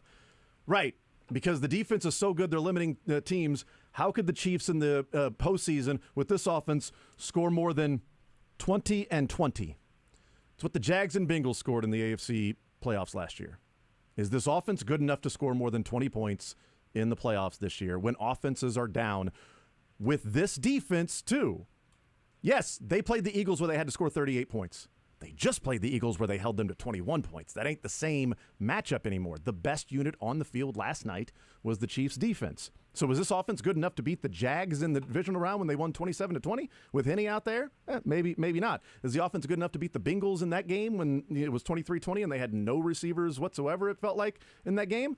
They had to score more than 20 both times to win. So how great does the offense have to be in the postseason this year with this NFL and this offensive go-around and these, defensive numbers and these AFC teams? Because that's also part of it is Bills and Bengals ain't the Bills and Bengals of a year ago that you're like, oh, my God, this is going to be bad. Yeah. And that's, is there one metric that's really going to tell us, whether or not that this is an offense that's good enough to do that in the postseason?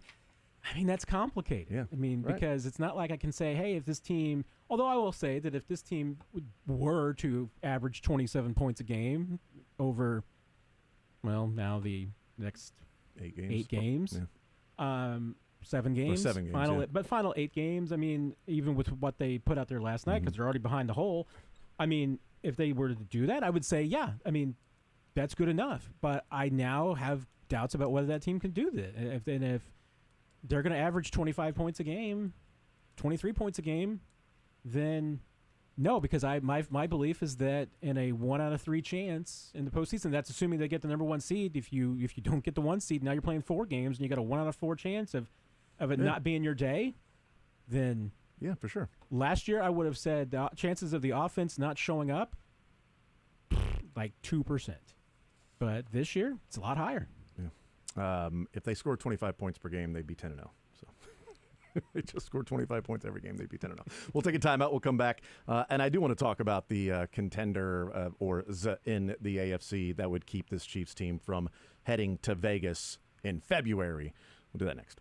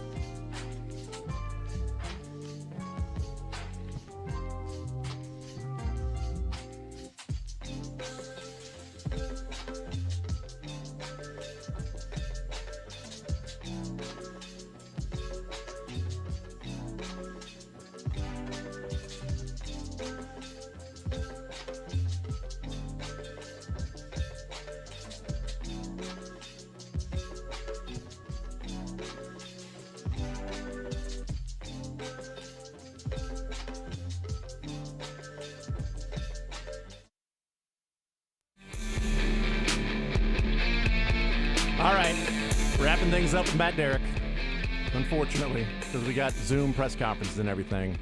Matt, as always, thank you for stopping by. Pleasure. I love coming in here to argue and fight and not get barbecue. Completely uncatchable food around here. Matt Derrick, Chiefs Digest, and 41 is the mic with Nick Jacobs, the podcast. I got barbecue sauce in the fridge. Does that count? I'll bring you barbecue. What about barbecue for Thanksgiving? I'll throw it to you, but you got to catch it. It's going to be a little bit above your head. Well, as long as I get a 10% chance, I guess that's all it takes. What if Justin Watson thought that was like a brisket coming his way? Would he have caught that? Probably. Best Thanksgiving side dish. But then... Your mom? Wow. It's like mix here. My goodness. I didn't think this hour could get What is it? childish. Dressing.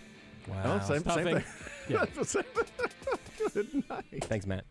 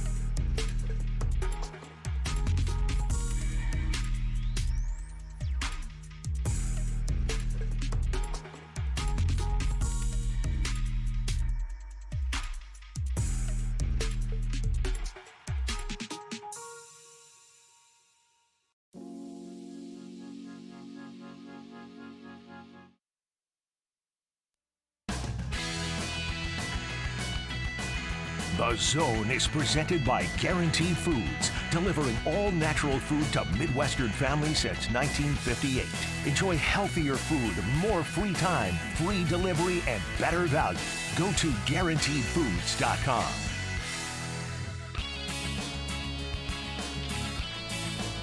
All right, we will hear from the Chiefs coordinators, Steve Spagnuolo, Matt Nagy, and Dave Tobe. Little Zoom press conference today on a Tuesday. You know, typically it's a day off on a Tuesday for the Chiefs, but they got a short week because they're heading to Vegas, and they have one less day to prepare. They had a lot of days to prepare for the Eagles after that Dolphins game in Germany, and that did not help them. So maybe the shorter time to prepare? Maybe let's try to just play Thursday Night Football every other week. Just try to give yourself like 10-day, 4-day kind of windows. Just switch things up. Right. Monday night to Thursday night. Let's see what happens. Andy Reid after a bye, never been any good. We've often said this. Just can't figure out how to fix an offense. Mahomes under the lights at home with a 10-point lead usually blows those games. You know, Chiefs and Dolphins beat a good team. How about that? That's true. How about beat an NFC team you may face in the Super Bowl, huh? Exactly. I mean, you got no chance of winning the Super Bowl. You better hope that the 49ers or some team like that gets there, because you lose by a total of 5 points against the best teams in the NFC in games where you couldn't catch the football to save your life. I'm not sure what you'll be able to do when you get to the Super Bowl. At least those games happened really early in the season, and that they fixed the drop problems after that. That's a good point. Yeah, that is a very good point. Boy, did I hear it from people last night when I tweeted out, you know, we'll all look back and laugh at this night on February 11th in Vegas when they win another Lombardi. Oh, people liked that one. They didn't. Here's Dave Tobe. Yeah, if you scoot back just a little more. Right here. Why don't we get it up here? Can you hear us okay, Coach? Yeah, I can hear you. Awesome. Okay, we are ready to get started, and we can go first to Adam Teicher. Go ahead, Adam. Hey, Dave. What's up, Adam? How you doing? Other than last night? I mean, it's fresh. It's fresh right now, you know? Yeah, for sure. Hey, Kadarius gave you a little bit of a spark in the return game last night. Any thought of sticking with him going forward? And Brad, I'll have a second question as well.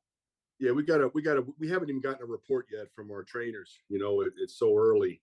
So we have to see, you know, how McCole is. We have to see how, you know, Kadarius he runs so hard and tough that he kept getting banged up in there too. Like his hand got hurt and his foot, you know, it's a whole different thing. So we just have to wait and see. We'll get the doctor's report. We'll move forward from there. But yeah, I mean, he gave us a little bit of a spark. He runs hard. You know, he's a good catcher. He's fearless back there. You know, so, you know, we'll see. We'll just have to evaluate as we go forward. And what about Richie James? Assuming he's going to be active at some point, where does he figure into all this? Richie, you know, he would have to be. We would like him to be the punt returner. You know, if he's going to be active, if he's going to help us at all on special teams, that's where he would have to help us. Let's go next to Matt Derrick. Go ahead, Matt. Hey, Coach, a couple of questions, but with the weather and the field conditions last night, how did that you feel really play into the kicking game? I know, you know, Tommy had a couple of kicks that looked like they maybe didn't go where he wanted them to, but how did that just all play in with the wind, the weather, and everything? Well, the weather affected, you know, our distance on our field goals a little bit. You know, obviously, you know, when we didn't try you know, that longer field goal down there at the end of the game, I mean, it was out of our range, what we felt comfortable with. And then the way our defense was playing, we felt, you know, like field position was probably the best way to go there. We just didn't get the ball downed like we needed to in that situation. You know, we had the touchback. So that's part of the execution that we have to do a better job with. But as far as the field goes, the field held up pretty darn good. I thought you know, I didn't see a lot of slipping out there, and you know, it's a good field. It drains real well. Really, that wasn't a factor. You know, I didn't think, but it was mainly the rainy, windy conditions. You know, more so than the field. And you kind of touched on my second question there, which I think that there would have been like a 57-yard field goal. there where you choose to punt instead from the 39? How close of a Well, decision? it was really, if you look at it, it was really the 40. I mean, it was more 39 and a half. Right. And then when James is getting ready to snap it, it was barely on the, just about the 40. So it's a long field goal there. But it was out of our range. And what we decided to go with, in pregame. Let's go next to Pete Sweeney. Go ahead, Pete. Hey, Coach. Matt touched upon it, but Tommy looked a little frustrated with some of his punts last night. Just one bad game, or did you see something potentially more there as you reviewed? I didn't see anything potentially more. I just thought that he got a little frustrated. You're right. We had 6 punts. 3 of them weren't up to par. For him, he'll play better next week. Let's go next to Nate Taylor. Go ahead, Nate. Hey, Dave, I know you acknowledge that if Richie does come back to the active roster, he's going to be, primarily used as a potential punt returner. Well, for me, offense, they could use him a lot of different ways. Obviously he's a wide receiver, but, if he's going to help me, I would use him as a punt returner. He doesn't, he's not really a cover guy or gunner or anything like that. So right. That's what I was meaning by that. Yeah. Thank you. And because you guys have seen just so few kickoff return possibilities, would Sky Moore still be your preferred option there, or would McCole sort of return back to that role? Well, McCole, I never got word back from the trainers that McCole was healthy. Even though he played offense, they didn't clear him to play returner. Then it's a little different with his hand because he had a hand injury. So, that's really why we stuck with Sky. Sky's number 2. He's the second kick returner. That's why he was in there. And, he does a good job in practice and he's our next man up there. Go next to Todd Lebo. Go ahead, Todd.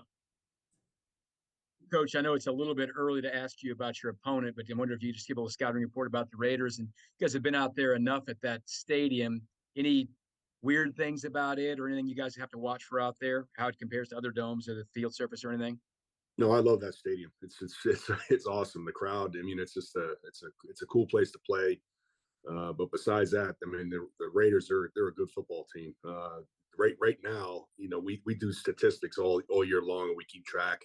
They're ranked number 1 on special teams. So, they definitely have our attention. Obviously I started looking at them a little bit last week, but not really in depth, but really dove into it this morning early. And, they're a really good unit. They fly around. They got a great returner. Carter is excellent. The punter is having a year that is just crazy good. Cole, he's doing it really, really well. So, it's going to be a tough one on a short week. Coach, we appreciate you taking the time. Thanks for joining us. All right. Thanks. Take care, guys. All right, there's Dave Tobe. Kadarius Toney returning the punts. He looked pretty good, gave him a spark, said that no reports from the trainers yet, but also if Richie James is active, Richie James would be the punt returner. And he's right. Kadarius Toney runs really hard, so he's probably going to get banged up at times, and that's probably why they don't want him returning punts, is because it exposes him to more injuries because he doesn't look for the sideline. Mm-hmm.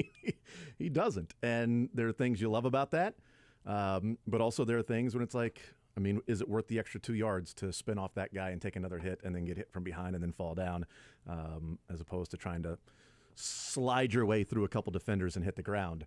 That's just not his mentality, though. It's a good thing and a bad thing for Kadarius Toney. If you're trying to pick up 7 yards on 3rd and 6, it is probably worth that. Exactly. If you're trying to pick up 7 yards from your own, let's say, 7-yard line, it's probably not. Yeah.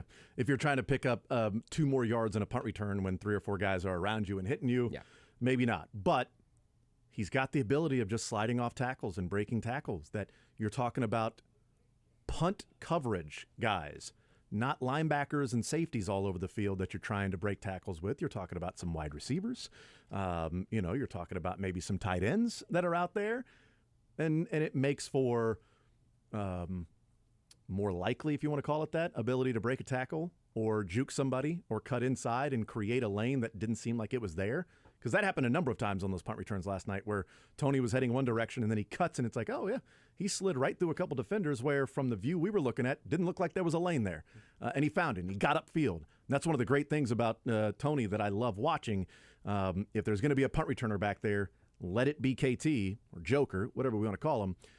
he gets the ball and he typically gets right upfield. He finds the seam. He'll go right or left, but he's looking for the seam to cut upfield, not just let me go right or left so I can go and run it over all the way around in this huge curve trying to get to the sideline and set up the blocks.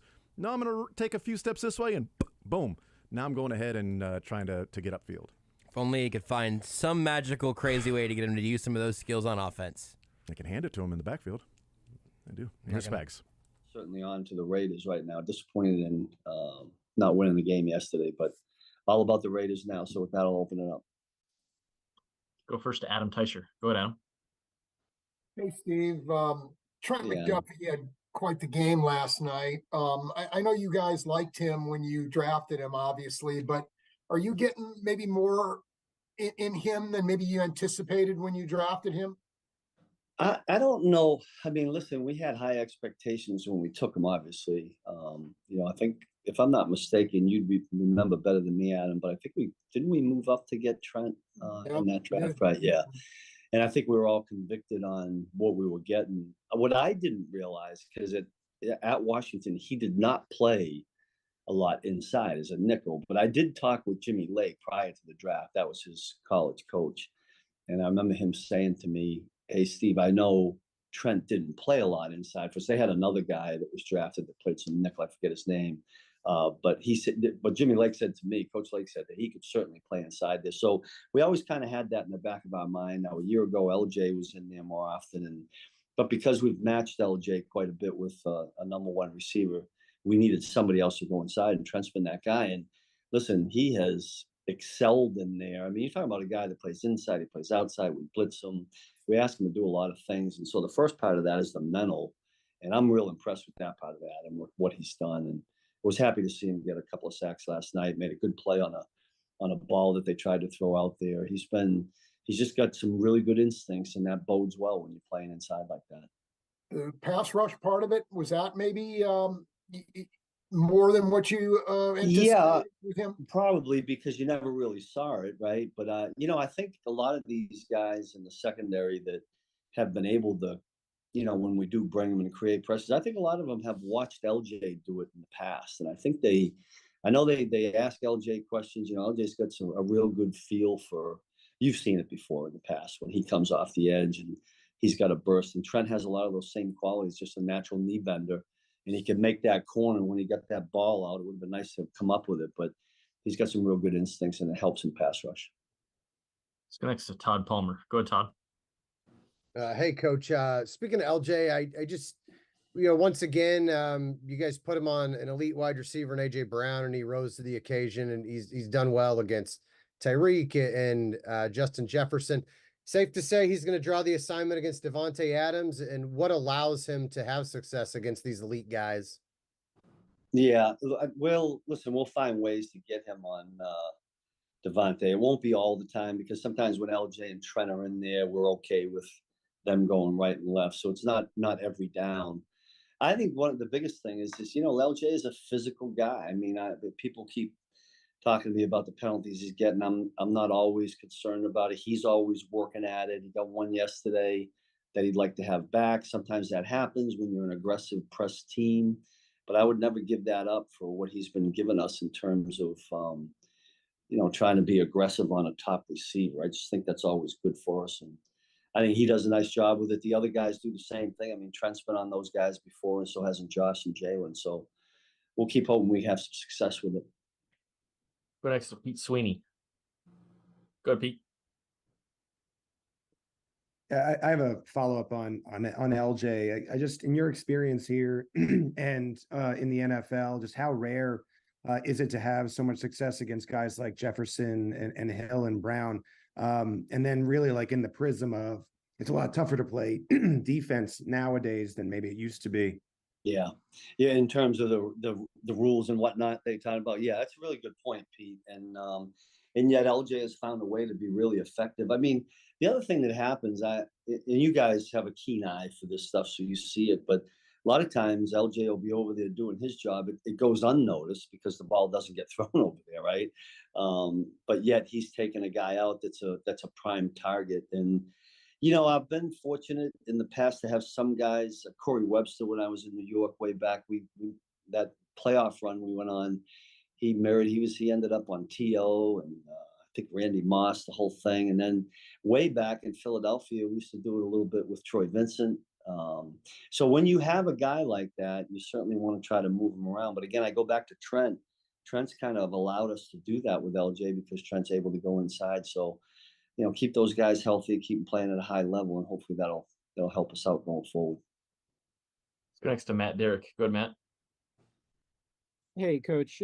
Talking to Chris Jones last night, he mentioned just the 3rd and 5 touchdown run by Hurts on the quarterback draw. He felt like you guys were ready for that. What did you kind of see on that play, and just as far as especially just the way Philadelphia executed it?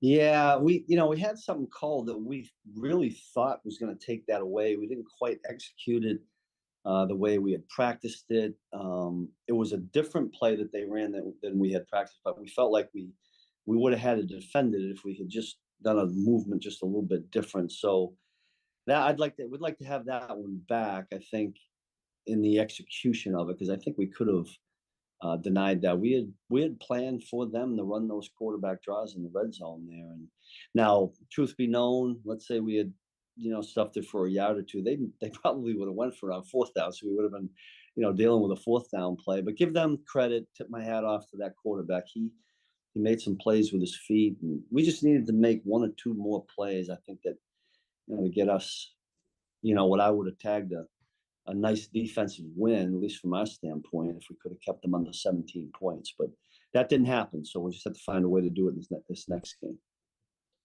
We got 2 more. We'll go first to Karen Kornacki. Go ahead, Karen. Hi, Coach. Hi, Karen. Oh, can you hear me okay? Yeah, I could just see a hand waving. I got like one of those emojis. No, I just wanted to know, how different are the Raiders after a coaching change? Well, listen, it's probably well documented that Antonio Pierce is a favorite of mine. I was fortunate enough to coach him in New York. I think he's doing a terrific job. I mean, I was just talking with somebody here recently. The energy in that team seems to have changed. I mean, I know what he's all about. I know how he coaches. I kind of know what he thinks, and he'll energize the team. He's done it. He's done it both with them offensively and defensively. I think they're playing at a high level. I mean, look at they played Miami 2 days ago, and we know they're a real good football team. They gave them all they could handle. So I think he's made a tremendous impact. When I spoke with him last week, I told him I was always pulling for him, except for 2 games, and this will be one of them. So he doesn't have me on his side for this particular game. We'll go last to Todd Lebo. Go ahead, Todd. Coach, I want to ask you something about Antonio, then it's something else after that. Sure. When did you see something in him that you thought this is someone who could be a head coach? Yeah, I'll tell you what. It goes all the way back to when I coached him. He was in my opinion, he was another coach on the field. He was our Mike linebacker, a lot like Nick. Sees the game, big picture, sees little things that other guys, it goes unnoticed. They study the game differently. He always did. He was a grinder of tape.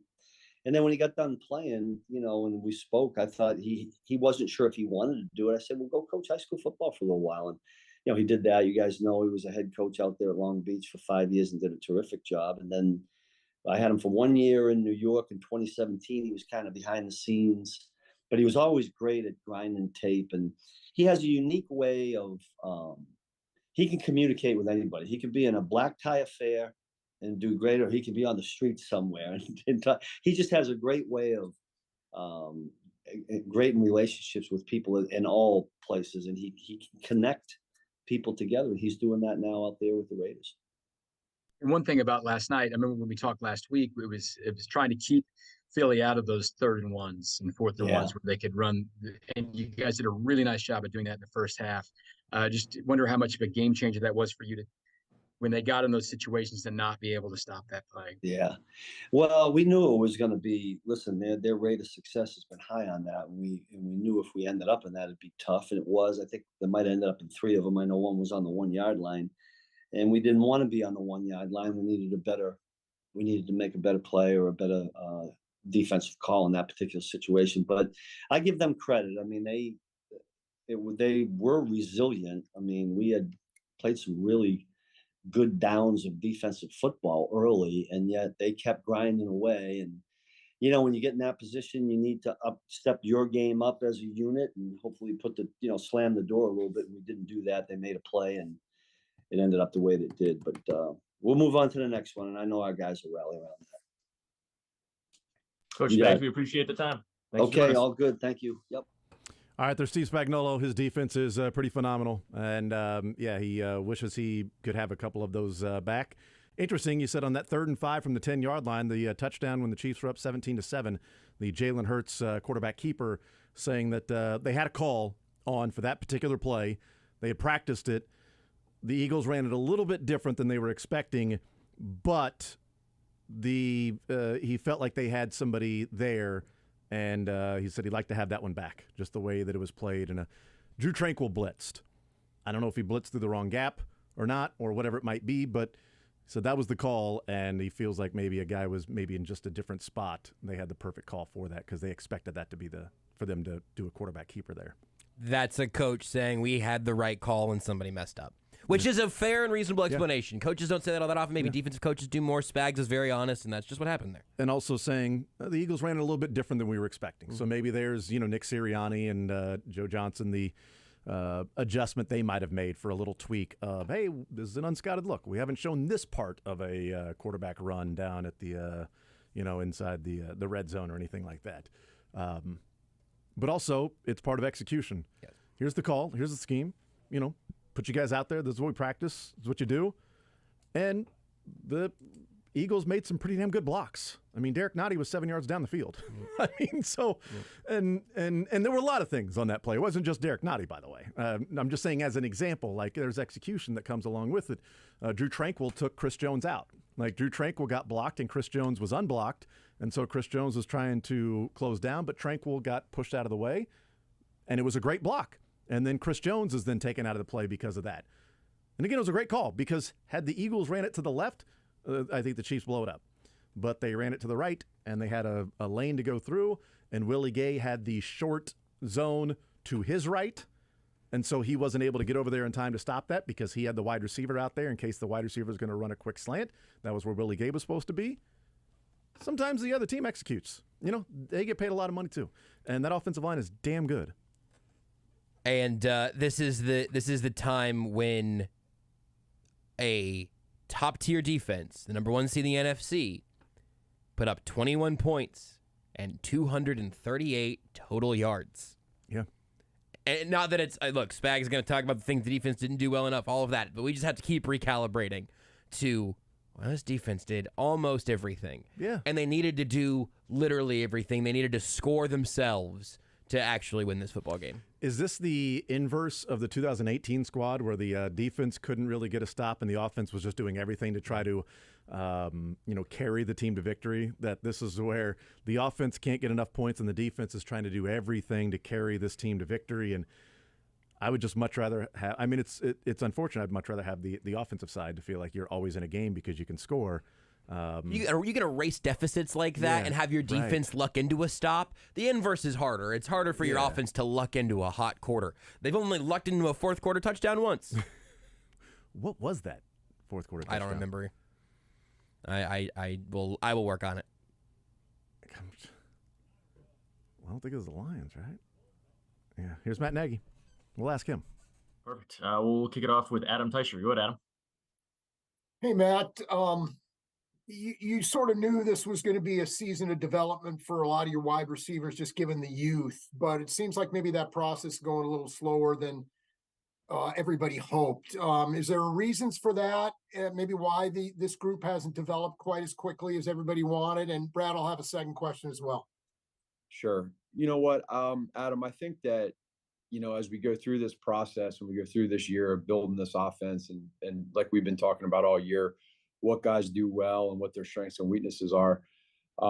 We want to be able to, number one, score points, eliminate turnovers, eliminate penalties as an offense in general. And then, when the plays are there to be made, make the plays, and that's everybody. And the same thing with us as coaches when we have a chance to make good calls and practice and put these guys in good positions. We want to be able to do that. And I think, we've been dealing with a good amount of guys here that are all great players that want to do well and succeed. And when you have a game like we had last night, where there might be a little bit of a magnifying glass on whether it's some of the drops or whether it's a specific play that can be a little bit bigger than others, it can definitely, be a big deal. And we understand that, and the players understand that. But in the end, we have a lot of trust in these guys, and we believe in them. And I think that's very, very important. And you hear that and you see that from Pat. And it's something that we just continue to stick together and keep working through. And we know it's not going to be easy. But honestly, the biggest thing, Adam, is it goes back to, again, like, let's not beat ourselves with turnovers and penalties in the end, and drops. I know that can be a part of it as well, but there's a lot that goes into all of that. So that's a long way to say that, yes, we know we need to be better. When you lose a game, it gets magnified. When you win a game, sometimes it gets deodorized. And I think we need to understand that, hey, we have good things ahead of us, and let's just stay positive and work through these, and we'll be all right. Okay, and I got an MVS question, not just because of the drop last night, just sort of a general lack of production from this season. I remember when he came in, Andy really thought you guys maybe could expand his game, maybe go beyond what he did in Green Bay, and that really hasn't happened. Just why hasn't it worked out for him? What's going on with him? Well, there's things that go into that, and I think it's probably everybody's definition. I know we all look at the numbers and that sort of thing, but there is a lot at the same point in time, Adam. There's a lot that he does well that sometimes doesn't show up on the stat sheet. And, for instance, you look at the touchdown catch that Travis had that everybody's going to read about, and the touchdown pass from Pat, and the catch by Kelsey. But a lot of reasons why that play worked was because of what MVS did. And sometimes that doesn't show up in the stat book. And there's other things that he does and these players do that don't show up, that we have to make sure that they get credit for behind the scenes. And so he does a lot of that, and I think that's a credit to him, and that can be very selfless at times, which we love. And then production-wise and number-wise, yeah, he's not where he was last year, and we do know that we have hopefully a bunch of season left, and we want to be able to continue to keep working through these things as we have these different wide receivers. And I know similar to last year, but he's had a great attitude this whole time, and we just got to keep staying positive. Let's go next to Sam McDowell. Go ahead, Sam. Hey, Matt. I had Hey, Sam. a couple things too, Brad. But I wondered if you could you had 3 times where you had receivers behind the defense last night, and obviously the way teams have been playing you this season, that's a bit unusual.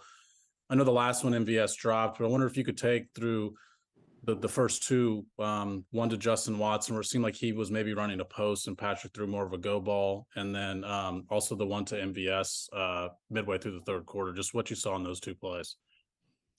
Yeah, well, the one to J Watt, I think it was just a little bit of a landmark deal where they're just working through different releases that you can get versus the DB, and then obviously the throw, and they were just off on that. And it's just sometimes that happens again when you miss those, when you're not getting the opportunities or the shots that we're having. Those, again, when you miss those, get a little bit magnified. So we understand that, and we got to connect on those when we get a chance to hit those. And J Watt, got by them, and Pat saw that, and just making sure we work on our landmarks and where we want to be.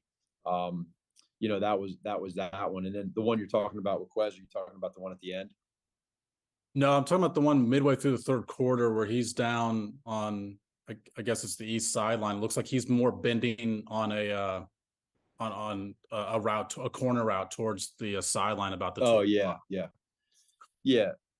Again, there's different angles as you run these routes, and you got to give credit to the Eagles on how they play, certain routes, and it's never going to be perfect. And I think probably when you're not getting these shots that we haven't had over the years, when you do get an opportunity to take them and get them, you want to be able to connect on them, and we just didn't. And I think that's probably the easiest answer. So we just have to make sure we stick together and keep working those type of routes. And we hit one to J Watt there when they went cover zero by our sideline on a similar type throw, and we connected on that one. So, we're so used to seeing a lot of those connections, and I think right now these guys, the care is there, and we just got to make sure we keep working it and keep working the timing and the element of everything that goes into it.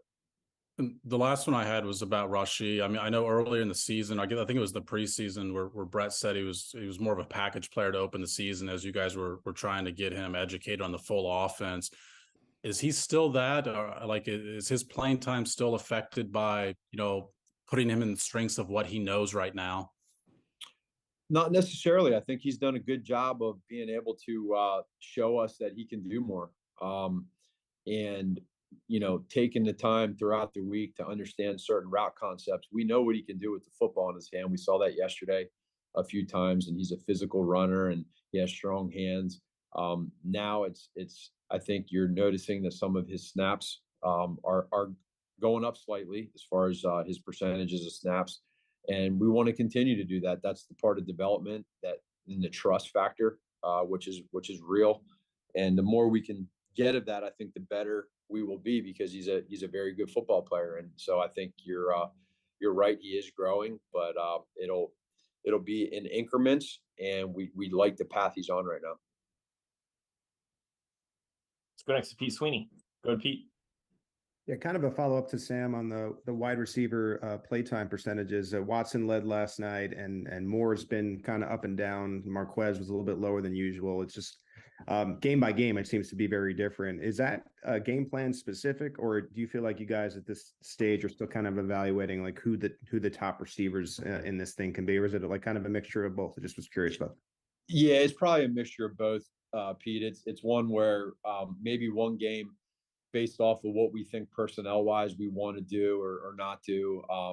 And that can be whether we're in 13 personnel, 12 personnel, 11 personnel, whether we decide we want to throw the ball or run the ball. All of that kind of goes into it. We take a strong look at that every week, where we're putting guys. And it would be, it's certainly a little easier to do when you have less guys, because it's those 3 or 4 guys. We have a few more guys that are a part of our wide receiver room. And so there's a little balance in the juggling act, on top of it. Hey, if somebody gets hurt, or if we, for whatever, someone just ran a deep route and now it's 3rd and 10 and they were in for this next route, but they ran 2 deep routes in a row, the next guy's up. So it's impossible to be perfect with all of that, but I think you'll probably see throughout the season, there's probably a little bit of a fluctuation in all the guys. Got time for a couple more. We'll go Jesse and then Karen. Go ahead, Jesse. Hey, Matt. Both tackles, Juwan and Donovan, struggled at times last night. I just wondered if you can speak individually about both of them, just big picture. What do you see from them now individually, and where do you hope they improve from here on out? Right. Well, it's really, I always start off with, okay, coming in here to a new system, coming in here to learn to play on the offensive line with a couple new guys there on the inside. They've done a great job of kind of understanding how we do things schematically. And now it's just fitting who they are, each guy individually, into the scheme, and then us using their strengths. And unfortunately, there's a couple penalties that we've had in the last several games, and really this year. We talked about it over the bye week that that's something that whether it's holding penalties or false starts, it's the timing of it. And it's unfortunate that we've had some of these happen in the second half. It stalled some drives, and again, I think we're all grown adults, and I think when these guys understand that, hey, how do you handle something like that? Well, yelling and screaming, and these guys know that it's a concern for us. They understand that, and we're talking about that, and they get it. We just have to really lock in and continue to focus on that and reduce them, so that we don't get into a 3rd and long situation. It's hard to convert 3rd downs, and when you go from 3rd and 7 to 3rd and 12, or 3rd and 2 to 3rd and 7, it makes it more difficult. It stalls drives. So we have to really focus in on that and lock in on that, and they know that, but we got to do it. Well, last Karen. Go ahead, Karen. 2 questions. The drop passes, you guys are among the leaders in the league. What do you, when you guys say you're working on stuff, is it just, doing more work on pass and catch? Is it after work with Patrick? Is it using a machine? I mean, when you say work, how are you trying to get these guys so it's second nature? Yeah, it's more physical than anything. So these guys, there might be times when we're in the building, just getting through a meeting after a walkthrough, and you look outside and you see guys on the jugs machines, getting extra work in. So that's probably the biggest one. And then it would be in between periods, they go over with the quarterbacks and they run specific routes that are in the game plan. So, generally speaking, we have several routes that a lot of guys have been doing, since OTAs, but then we may have a couple routes that are a little bit more specific to that defense. And so we try to work on the timing of those routes with the time permitted in between periods, and they stay afterwards as well. So I would say definitely it's more physical.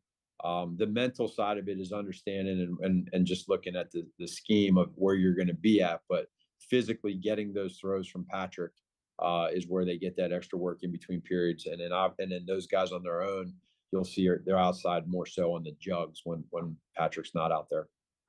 And the Raiders, I think of Max Crosby when I think of their defense. And of course, he loves to harass Patrick. He's known for getting in his face, and the two have lots of conversations on the field, so to speak.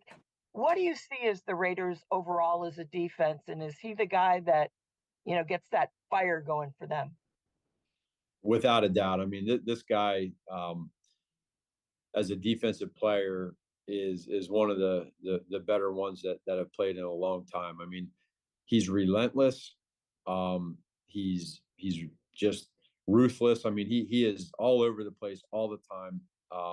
You have to know where he's at, and you have to respect that when you have a good football player like that, and when you're on the defensive line and you're as agile, long, lengthy, you have a high motor, you're smart, you're tough, like all that stuff that goes into play is a reason why, he'll be in the mention of one of the best defensive players in this game this year and for years to come. So a lot of respect for him. And I think too, to your question, is it's a mutual respect. As much as some of the trash talking that goes on in the physicality between Patrick and Max, there's a mutual respect for each other. And when you have two really good football players that are competing at the highest level on every single play, I mean, this guy doesn't come off the field. He's on the field every play, and he's going 120 miles an hour on every play. You got to know where he's at. And we have to do our best job of making sure that we don't allow him to make a game-changing play. He's going to make plays. That's what he does. But we have to make sure we don't let him make a game-changing play. Coach Nagy, we appreciate the time. Thanks for joining us. Okay. Y'all take care. All right, there you go. There's the coordinator, Steve Spagnuolo, Matt Nagy, and Dave Tobe. We'll take a timeout. We'll come back, continue rolling on this Tuesday edition. More Zone next.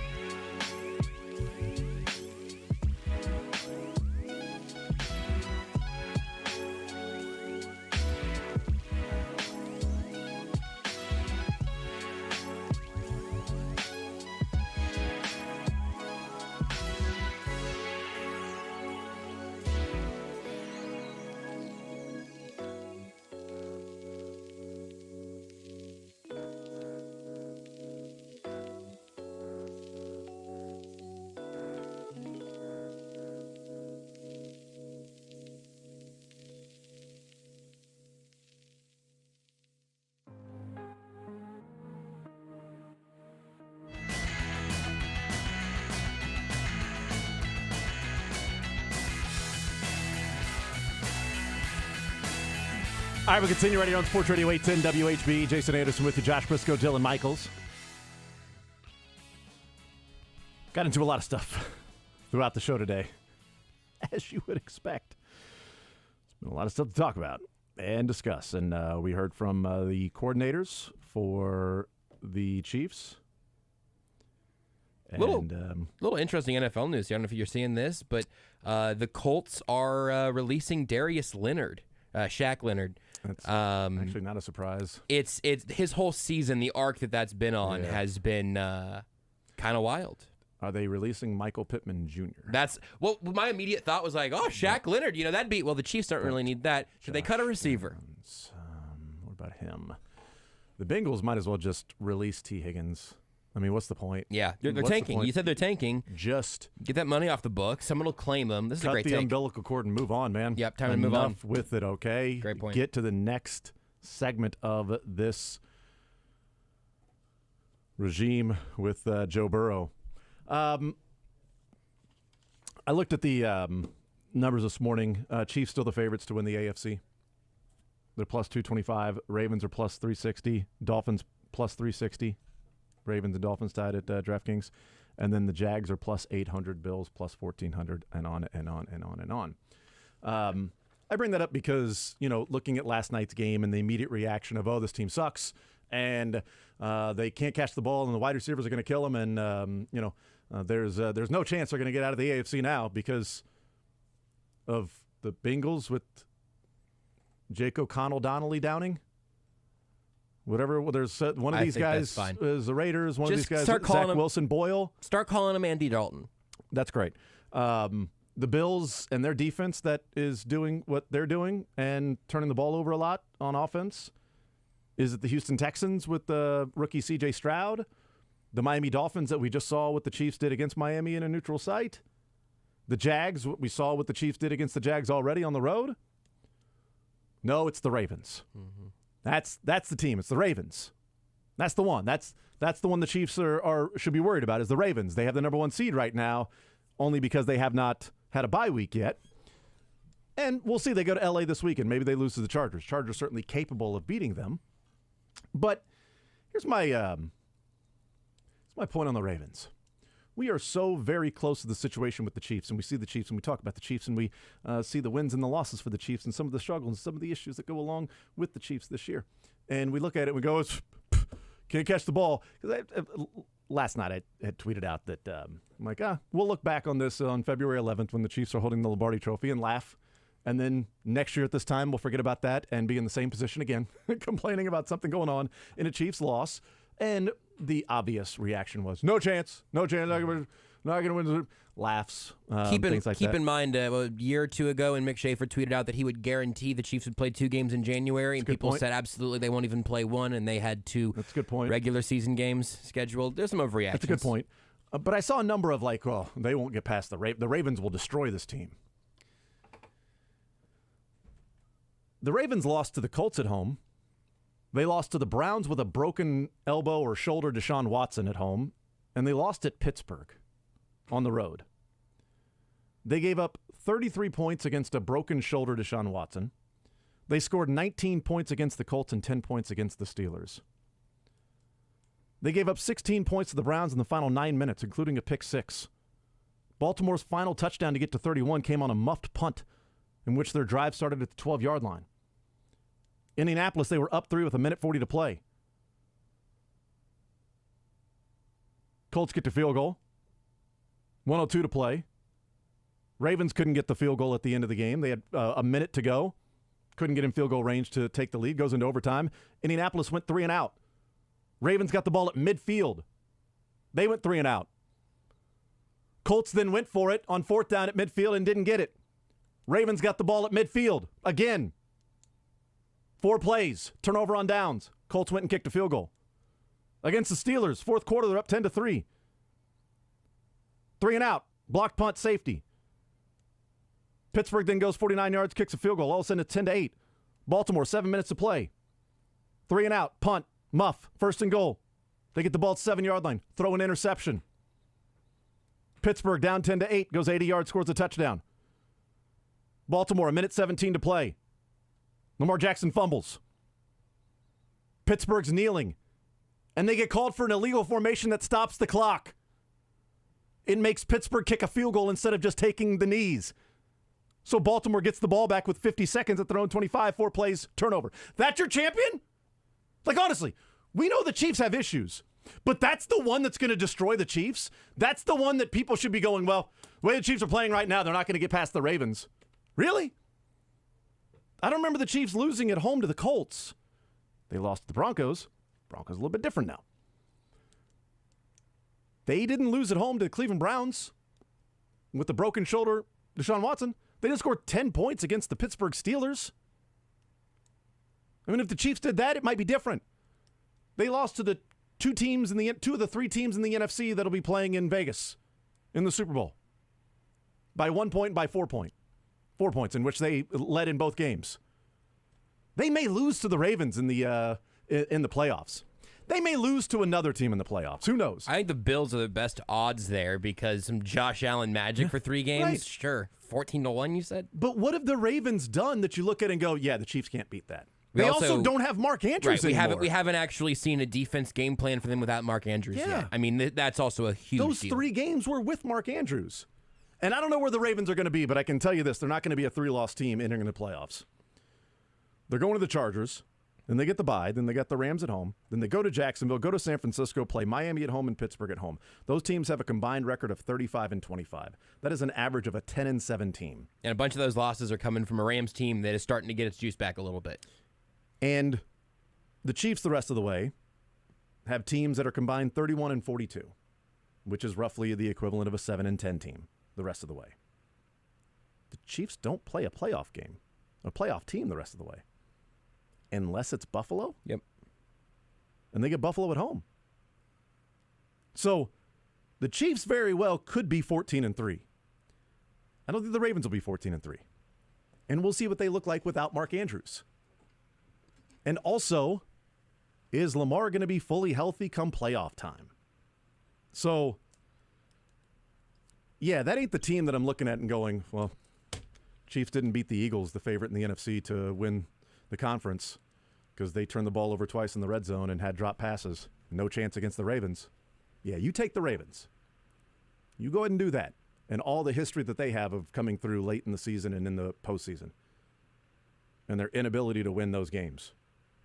Against the Browns, against the Colts, and against the Steelers. That's Minshew, Pickett, and a broken shoulder Deshaun Watson. Yeah. That's your champion? Cool. You ride with that. I'll take the Chiefs.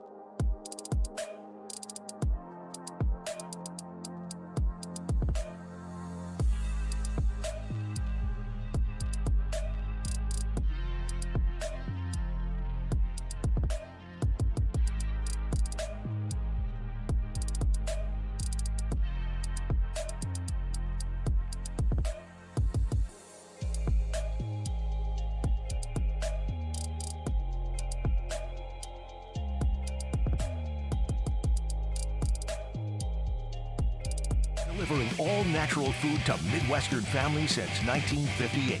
Enjoy healthier food, more free time, free delivery, and better value. Go to GuaranteedFoods.com.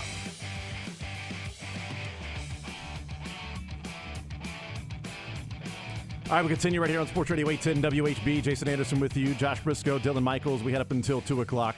We will talk with Braden Gall coming up at about 1:20 or so. Talk some college football with Braden from ESPN Radio and Athlon Sports. Let's hear from Patrick Mahomes from last night after the game was over. Obviously, the theme of the post-game with Josh and the theme of Twitter and the theme of the questions about the offense, the struggles, the second half, the wide receivers, and Patrick Mahomes about the same page as the wide receivers. Are he and his wideouts, are they on the same page? Here is Patrick Mahomes. Yeah, I mean, I don't think it's just me and the receiver. I think offensively, we're just not where I would want to be at this point in the season. And that's everybody. Starts with me. I got to make better throws at certain times. We have to continue to move the ball down the field and just be more consistent thoroughly throughout the game. Let's now play the one where he talks about the deep throw to MVS late in the game that was dropped. It was just the next play in line that cost the Chiefs this game. A lot of things along the way that cost the Chiefs the game. It wasn't one play. It wasn't one drop by MVS. It wasn't one drop by Justin Watson. It wasn't one fumble by Travis Kelce. It wasn't one interception by Patrick Mahomes. It wasn't one deep throw against Mike Edwards to Devontae Smith. It wasn't one thing. It was the culmination of a lot of things that took place in that game and penalties and issues along the way. Here is Patrick Mahomes discussing the throw to MVS and then also the other deep shot to Marquez Valdez-Scantling and Justin Watson earlier in the game. Yeah, I mean, I have no regret. I mean, they triple teamed Travis, so I went to the guy that won downfield, and Marquez won. Just didn't come away with the ball. I mean, I could probably throw a little bit shorter. He was that open. So, yeah, you just got to continue to try to get better and better. Defense is keeping us in games, and if we can find a way to just get a little bit better as an offense, we're going to win a lot of these games. After the third quarter, you had a couple of throws down the field, one to MVS, one to Watson. That you guys seemed like maybe a little bit off kilter. What did you see on those two plays? Yeah, they brought a cover zero on the one to MVS, and he won, but it was kind of running towards the sideline. So I tried to put some air on it, let him turn around and catch it. Obviously, with the slick field, didn't work out. And then the one to Watson, I think if I stretch my drop a little bit and put some air on the football, we can get it. I mean, he beat a great corner. But those are the little things in the second half you have to be better at, and you can't miss those shots. I don't know that he'll ever throw somebody under the bus. Yeah. Or mention that it was all somebody else's fault. I mean, if he did, a Chiefs receiver would drop it anyway, so. Well, they have issues with his throws. They just have never had an issue with him throwing them under the bus. He's throwing them open, throwing them into the end zone. I mean, on the drop by Marquez Valdez-Scantling, we just didn't come away with the ball. I could probably throw the ball a little bit shorter. He was that wide open. Yeah. My bad, MVS. I could probably throw that a little bit shorter. You know, he was that wide open. I could have lofted a little bit more for $11 million receiver to go and catch the ball as his job is to beat the defense deep. And then on the Justin Watson play where he looked like he had a clean release down the sideline, and it did look like Andy Reid was going towards Justin Watson after that play was over because they were punting, that he says, I could have stretched my drop a little bit more and put it in. Here's the thing.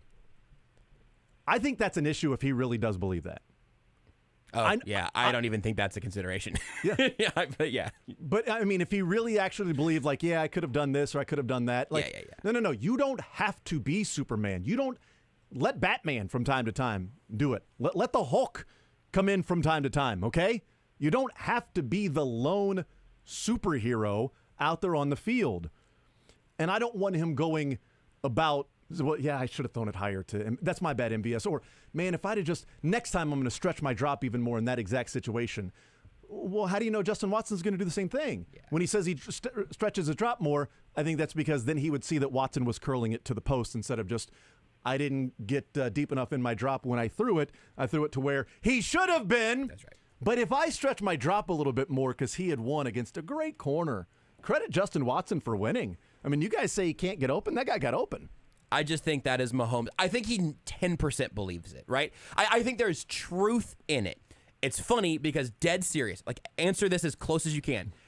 How much would you have taken off the football for the deep shot to MVS? Because he's a little bit right. A yard and a half, Too maybe? far. I think it's underthrown then. I legitimately think you might be talking about a foot. The underthrown deep ball is undefeated. Right. Well, hey.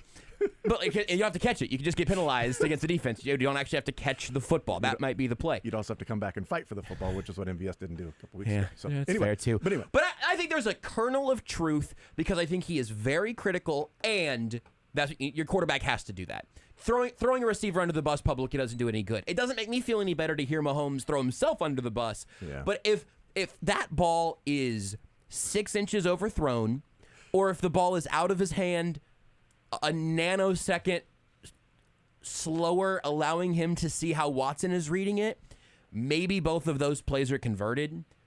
That is an infinitesimally small part of the problem on those two plays. And I think it's just Mahomes doing quarterback speak and trying to, like, he is seeking out the sword to fall on because it's better than the alternative. But he's falling on a cocktail sword, like for a cocktail or something, you know? He's falling on one of those that you get on like a rum runner. When in reality, there is a spike pit that the rest of these receivers are trying to avoid right now. When he released the ball to where it landed, it was 59 yards in the air.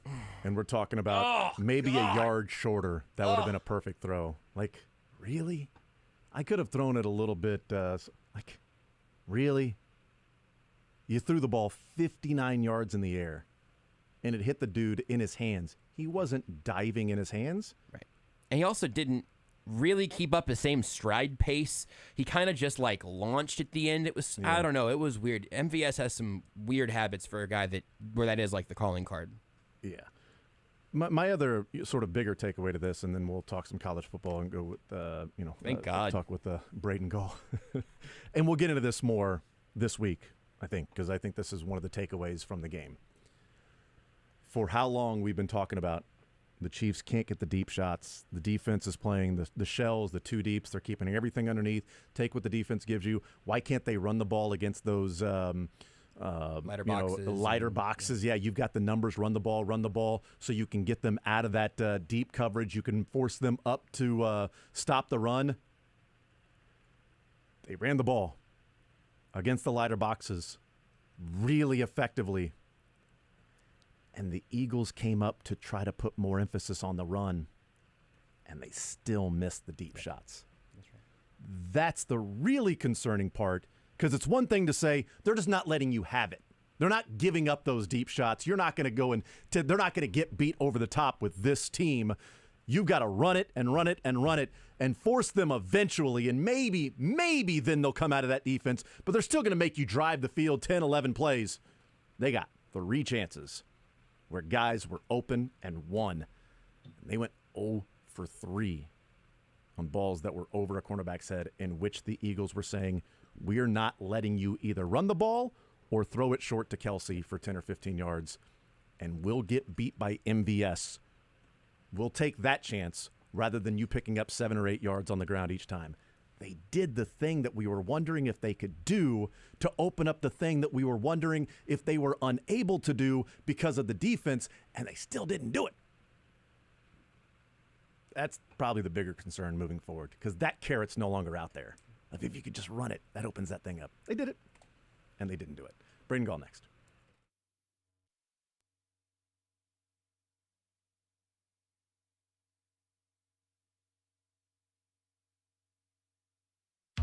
This Comets update is brought to you by Mark Ferguson, attorney at law.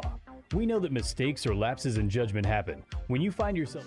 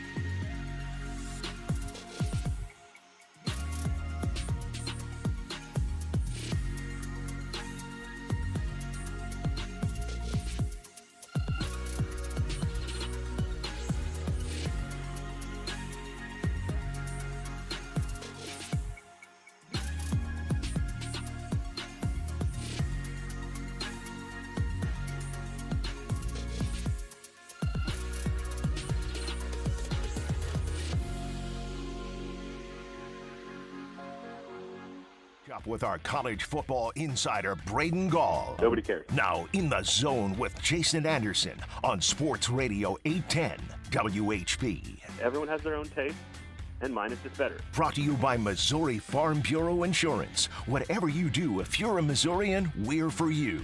We are Missouri Farm Bureau Insurance, and we've got you covered. All right, we'll continue right here on Sports Radio 810 WHB. Jason Anderson with you, Josh Brisco, Dylan Michaels, Todd Lebo filling in for his friend Pet Show today at 2 o'clock. And the KU Jayhawks in action tonight at 9:30, taking on, reading here, Marquette. That's exactly how you pronounce that. Marquette, the Golden Eagles, and the Jayhawks tonight, 9:30 there in the Maui Invitational. Let's talk some college football. Braden Gall, ESPN Radio and Athlon Sports, joining us here in the zone. Braden, welcome to the show. How are you, sir? Doing well. Happy Thanksgiving. Greatest weekend of the entire calendar year. Doing great. You and I agree totally on that. It's the best holiday one, and also it's great when it comes to the sports. With the rivalry week, we get the football, now a Black Friday football game on Friday. There's some college basketball preseason tournaments that are taking place. It's a blast. I love it. And there's stuff to play for all three of the local teams here in the area, which is amazing to think about. But K-State, KU, close game. K-State comes out on top. They win that one. We talked about it on the show yesterday, Braden, about, this is one where KU will walk away going what could have been a drop pick six, a muff punt. And if either one of those don't happen, then they probably win the game. What's your takeaway from that game with K-State winning, KU playing closer and maybe feeling like they should have won?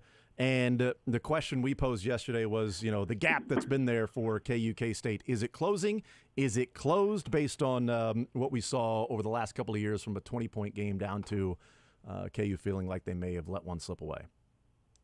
It's funny. I think my first reaction, I was busy most of the day, did not have a chance. I had like Friendsgiving stuff and didn't have a chance to watch most of the football until I get to the evening.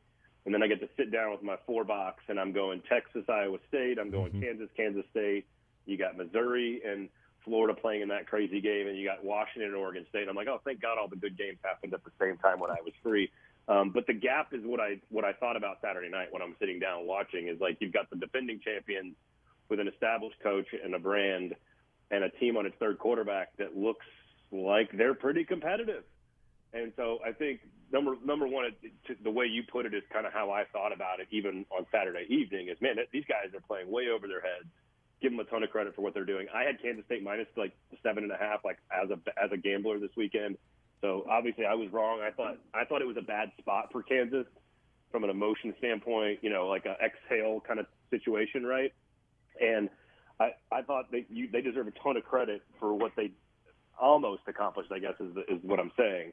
And that probably doesn't sit well with a ton of people and I'm saying this right now to a lot of fans in college football because people get to this time of the year and they're 7-4 and they think they should be better, or they're 5-6 and they're scrapping for a bowl game. But like big picture is still so important. Now the one caveat, which is where my brain, which is why my weird, bizarro college football brain works this way. Like the one caveat being, well, if Kansas State's 5-star superstar guy that stayed home and the recruiting is the guy, then that changes things.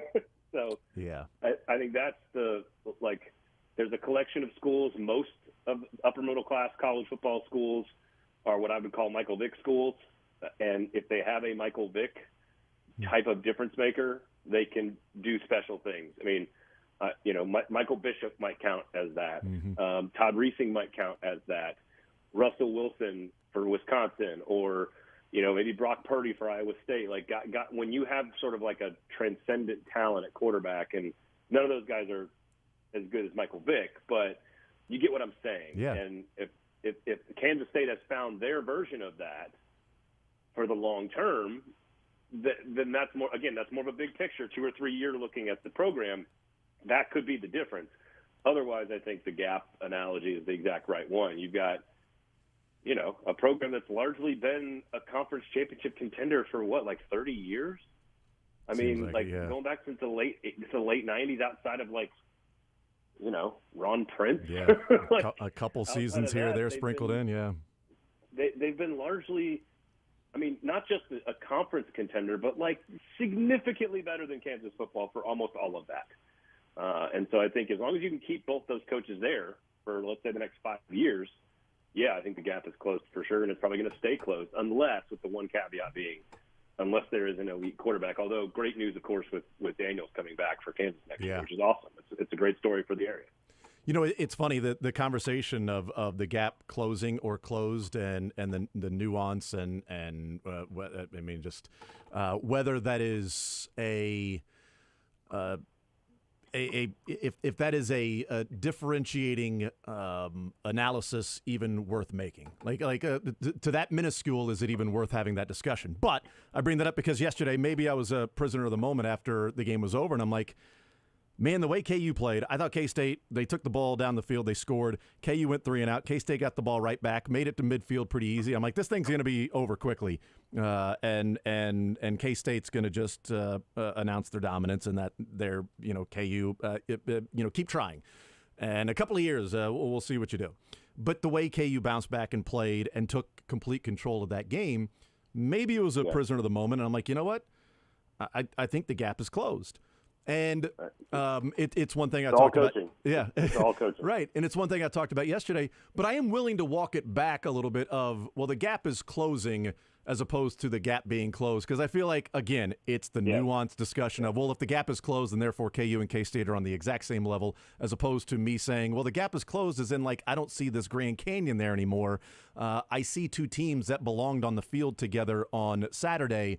But what happens next year and the year after that and the year after that? And that's where I think I'll probably walk it back from being a prisoner of the moment of the way KU played. Of the gap is certainly closing, but KU, K-State are not peers program-wise currently over the next couple of years, unless KU is going to prove that on the field in Manhattan and then back in Lawrence in 2 years. Yeah, well, and I mean, again, I think as long as those two coaches are in charge of those two programs, which number one, by the way, let's be very clear, is very important for the Big 12.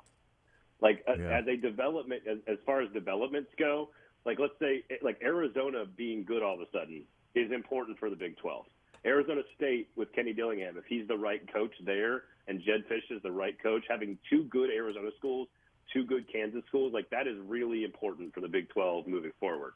So just as sort of a big picture, like aside, I think it's very important. But what I love about college football outside of like Ohio State, USC, Alabama, Georgia, like outside of the premier top 12 or 15 schools, what I find so utterly fascinating about the game in general, and it's probably why I've been in love with college football my entire life, because I grew up like Big Ten, I was a Wisconsin fan growing up. Like I was born in Madison, my dad was born in Madison, and like my love and appreciation for the game had nothing to do with championships, especially national championships. Mm-hmm. And then when I moved when I lived in Texas, I lived in Dallas, early 90s. I lived in Georgia in the still in the early 90s. I went to middle school in Austin in 94, 95, 96.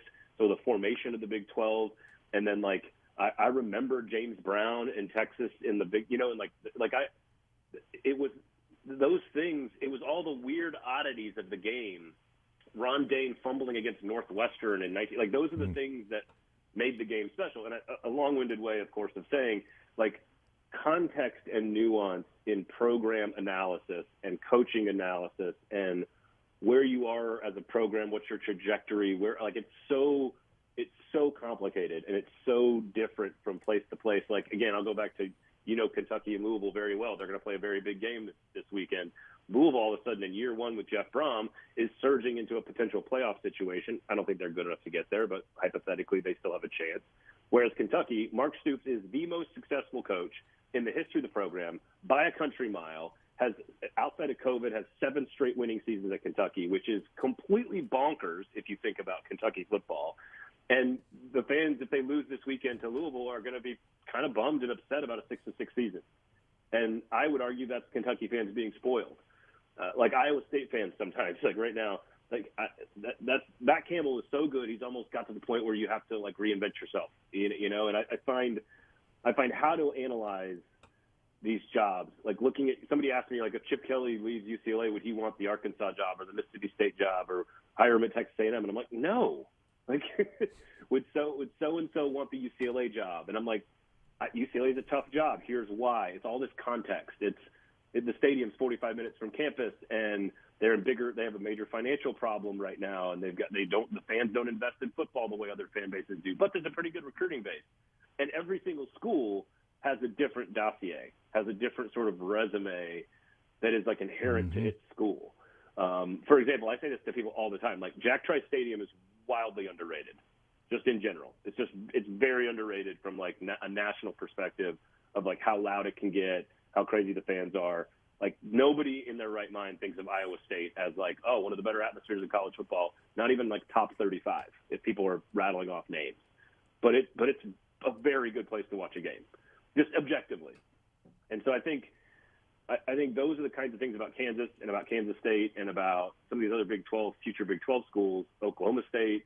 Again, Oklahoma State's weird oddity is that they had one guy pay for everything. And now what's their future going to look like now that they are there's no longer a tie to Oklahoma? Is Mike Gundy the future long-term because he's been around for so long? Like, every single school is so unique. And as long as Chris Kleiman and Lance Leipold are in those two jobs, I think that game on Saturday night is what you can expect, and that they're going to have winning records. And sure, there's going to be some teams that are championship caliber and some teams that are just like 7-5. But as long as you have those two guys in charge, I think you're between that like 7-11 win range every single year, and that is the gap closing in front of us. It doesn't mean that Kansas State's not the better program. They always have been. Over 35 years, they are the better. Like, it's not even debatable. So I think that's the nuance and the context you have to have these conversations with. And I know it's a very long answer, but you know what? I'm on the show with you. So. And it's the way that, money in college football, we look at it and go, well, the more money in college football, I think some of the assumptions are it's going to hurt the smaller schools or the non-big Power 5 schools, the Georgias, Alabamas, Ohio States, Michigans, USCs, et cetera, Texas, teams like that, the more money that's there. And in fact, A&M can offer a lot of money. I mean, it's obviously life-changing money to make $10 million a year as opposed to $5 million. It's life-changing money to make $5 million if you're not making that. But from 5 to 10 is a huge difference. But in years past, it would be, you're making $800,000. This team's going to offer you 3.5. Well, I'm going. There's not a choice now. But there is enough money in certain spots to where if KU or K-State, Lance Leipold or Chris Kleiman, if somebody is interested, they at least have a slugger's chance of saying, you're happy here, and oh, by the way, you're going to make $5 or $6 million while coaching. Can you win a national championship there? Maybe. Maybe you can't win a national championship here. Can you go to a college football playoff and make $6 million and be loved and respected and appreciated while you're here? Well, here's the thing. Like, what can you buy with a $3 million salary that you can't buy for like a $700,000 salary? Probably a lot of stuff. Mm-hmm. What can you buy with an $8 million salary that you cannot buy with a $4 million salary? Nothing. There's nothing. There's no difference in what you can or can't buy between $8 and $4 million. Doesn't mean it's not a very different amount of money. I acknowledge that. But there does reach a point of your life where, like, you've reached the point where you can just kind of buy whatever you want. Where money is like air. It's just there when you need it. Whatever the kids need, whatever the wife needs. You want a second home, you want a boat. These things are just like money sucks. But like, it doesn't matter because you're making so much. It doesn't matter. You got to spend it on something.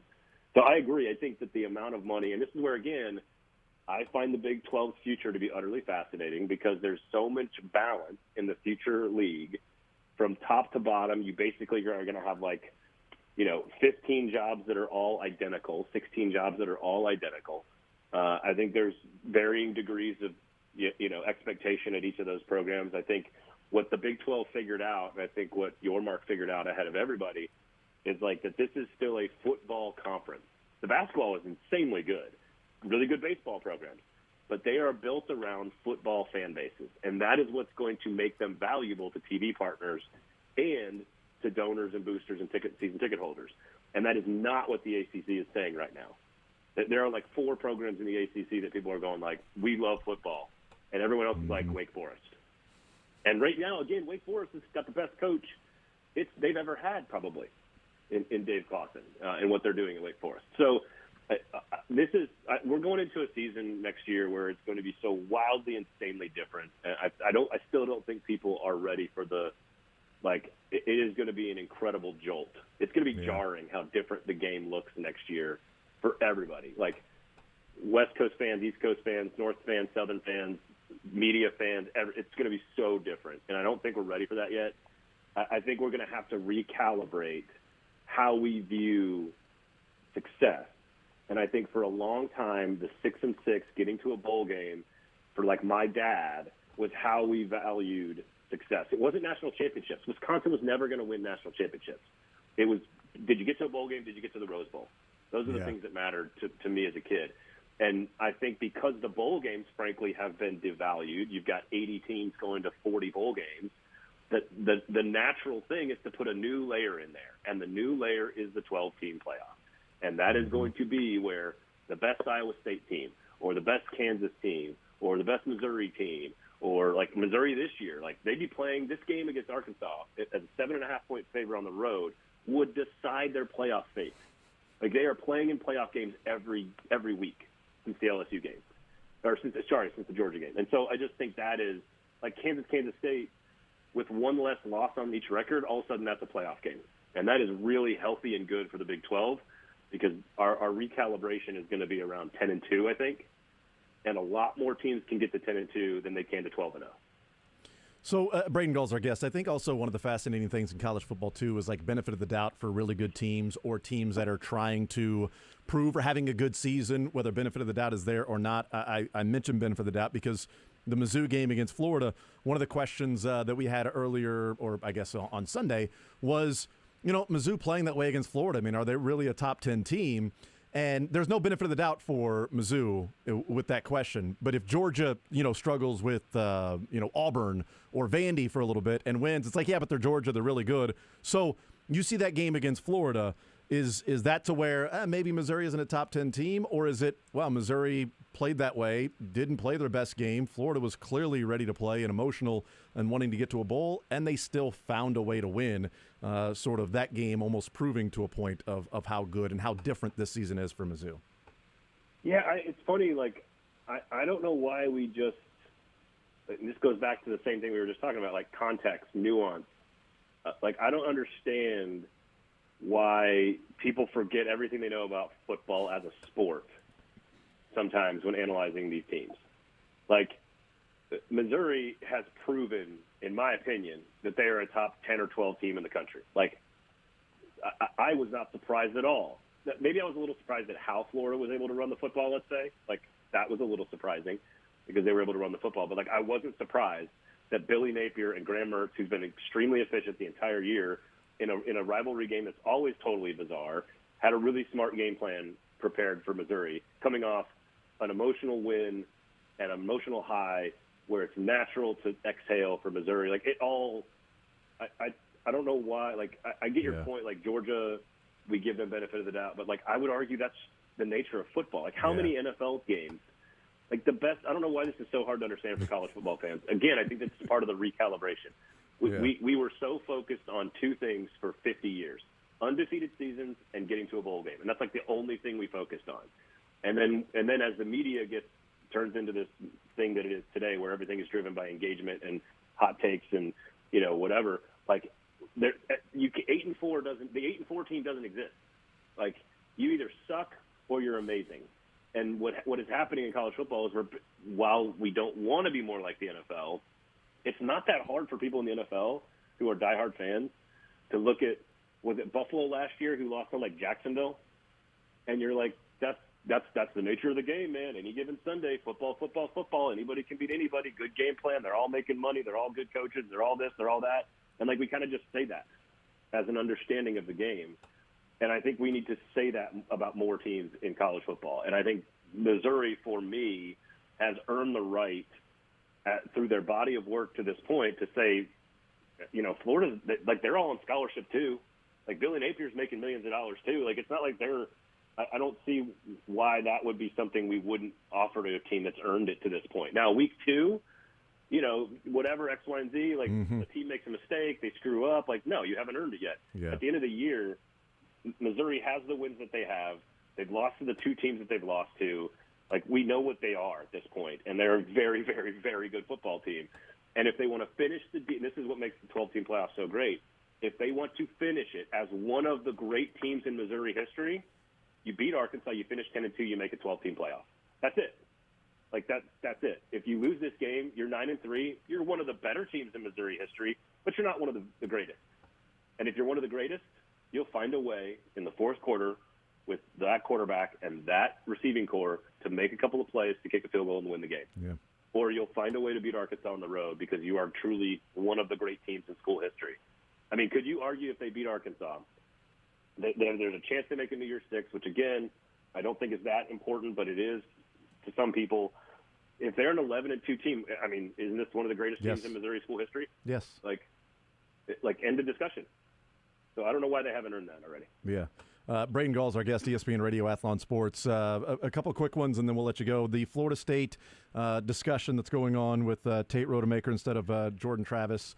If Florida State goes 2-0 the next 2 weeks against Florida and Louisville, are they, as an undefeated 13-0 without Jordan Travis, I guess maybe the eye test or whatever, are they in, or does Jordan Travis just sort of take that away that Tate at quarterback is not Jordan Travis at quarterback, so it's not the same team?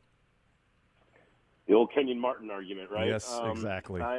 We have these a lot, because injuries happen. There's I don't think Tate Rodemaker is Cardell Jones. So 12 that's gauge. really the only other time that in our sport, in particular in the playoff era, where that kind of thing happened, and it actually turned out that Ohio State was that good. Yeah. I think Florida State's really, really, really good, but I think it is far more because of Jordan Travis, whereas with that particular Ohio State team, it was because of the 32 NFL players on the team.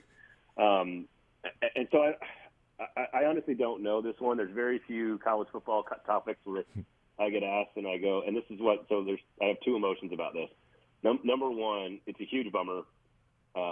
Just as a fan of the game, you want to see the best teams compete with the best players. I think we all agree with that. Number two, I am kind of rooting for them to lose to Florida or to Louisville so that sort of debate doesn't shade the championship, doesn't shade the playoff, because without Jordan Travis, I do think they are a different football team. And I realize that's the exact same thing I probably would have said about Ohio State, but I think I can look at the roster, and while they do have an NFL defensive end and a couple NFL receivers and some NFL talent, I don't think it's the same as that 2014 Ohio State team that was just insanely loaded. Yeah. So there's part of me that, what's best for the sport is to see, one of the Pac-12 teams make it, the SEC, the Big Ten champ, the SEC champ, again, maybe not two one-loss SEC teams, because if Bama wins out and Georgia loses to Bama, they could both be very worthy of getting in.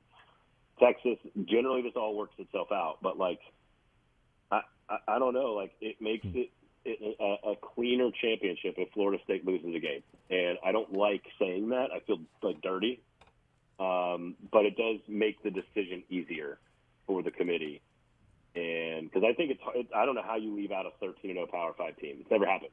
Never happened. So I don't know how you do that. I think Florida could get them this weekend, frankly, even without their starting quarterback too. But it's only a 6.5 point spread. I wouldn't be surprised if Florida beat them. And while I don't want that for Florida State, does it make sense why I might be rooting against Florida State? Absolutely. I got a check for them to make the playoff. I would make money. Yeah. Florida State making the playoff. It makes total sense because you want to watch the games and say this team's deserving, that team's deserving, instead of the argument of, well, Florida State should be in there. Florida State's 13-0. Why are they not in? It's a quarterback. Why I hate well, the they still Harbaugh won. Suspension. Yeah. It's why I hate the Harbaugh suspension. If you're an Ohio State fan, do you want to beat Michigan without Jim Harbaugh and have Michigan for the rest of their lives tell you, oh, wait a second, that was the year we didn't have Harbaugh? You don't want that. You want to beat Michigan with Jim Harbaugh on the sidelines. I think suspending him when they did was the wrong thing to do. I think you could hit him real hard in recruiting and suspend him. Now I think he'll be a great head coach of the Raiders next year anyway. But I think I don't want to give the other guy an excuse. You know what I mean? Absolutely. And that's how I've always viewed it. And again, I saw the injury and I was just like, oh no, because of all the players in the playoffs, there's very few that would be more important to the national championship picture than Jordan Travis. Probably Michael Penix, maybe Bo Nix. Yeah, those are the two names Like, that popped into my head was Penix and like Nix. otherwise, Yeah. Carson Beck might be on that list. Like, I don't know who else is in that conversation. It's not Kyle McCord. Maybe it's J.J. McCarthy. Maybe. But, like, yeah. I, honestly, that's what made it so. Like, I saw the injury and my buddies were texting me, and I was just like, oh my god, this sucks. Like, just in general, I was just upset about it. And then now I'm like, God, I got to root for like Florida to win a game. Like, okay, all right, let's make it cleaner for the committee because I don't like it. It's good for content for it to be controversial, but I don't. I'd much rather have like a pretty clear top four go to battle in the championship if it's up to me. Braden Gall, ESPN Radio Athlon Sports, always good for content here in the zone. Braden, you're the man. Enjoy the football. Happy Thanksgiving to you and yours, and we will talk next week, bud. Absolutely. No obligations but food, football, and family. Greatest weekend of the year. Have a good one, everybody. No doubt about it. That's why we have him on. That's why we have Braden Gall on, because he's right. You know, it's right. It's number one. If you don't say it's number one, you're wrong. I would agree with you, but then why would I want to be wrong too? That's Braden Gall, presented by Missouri Farm Bureau Insurance. We'll take a timeout. We'll come back. More's on next.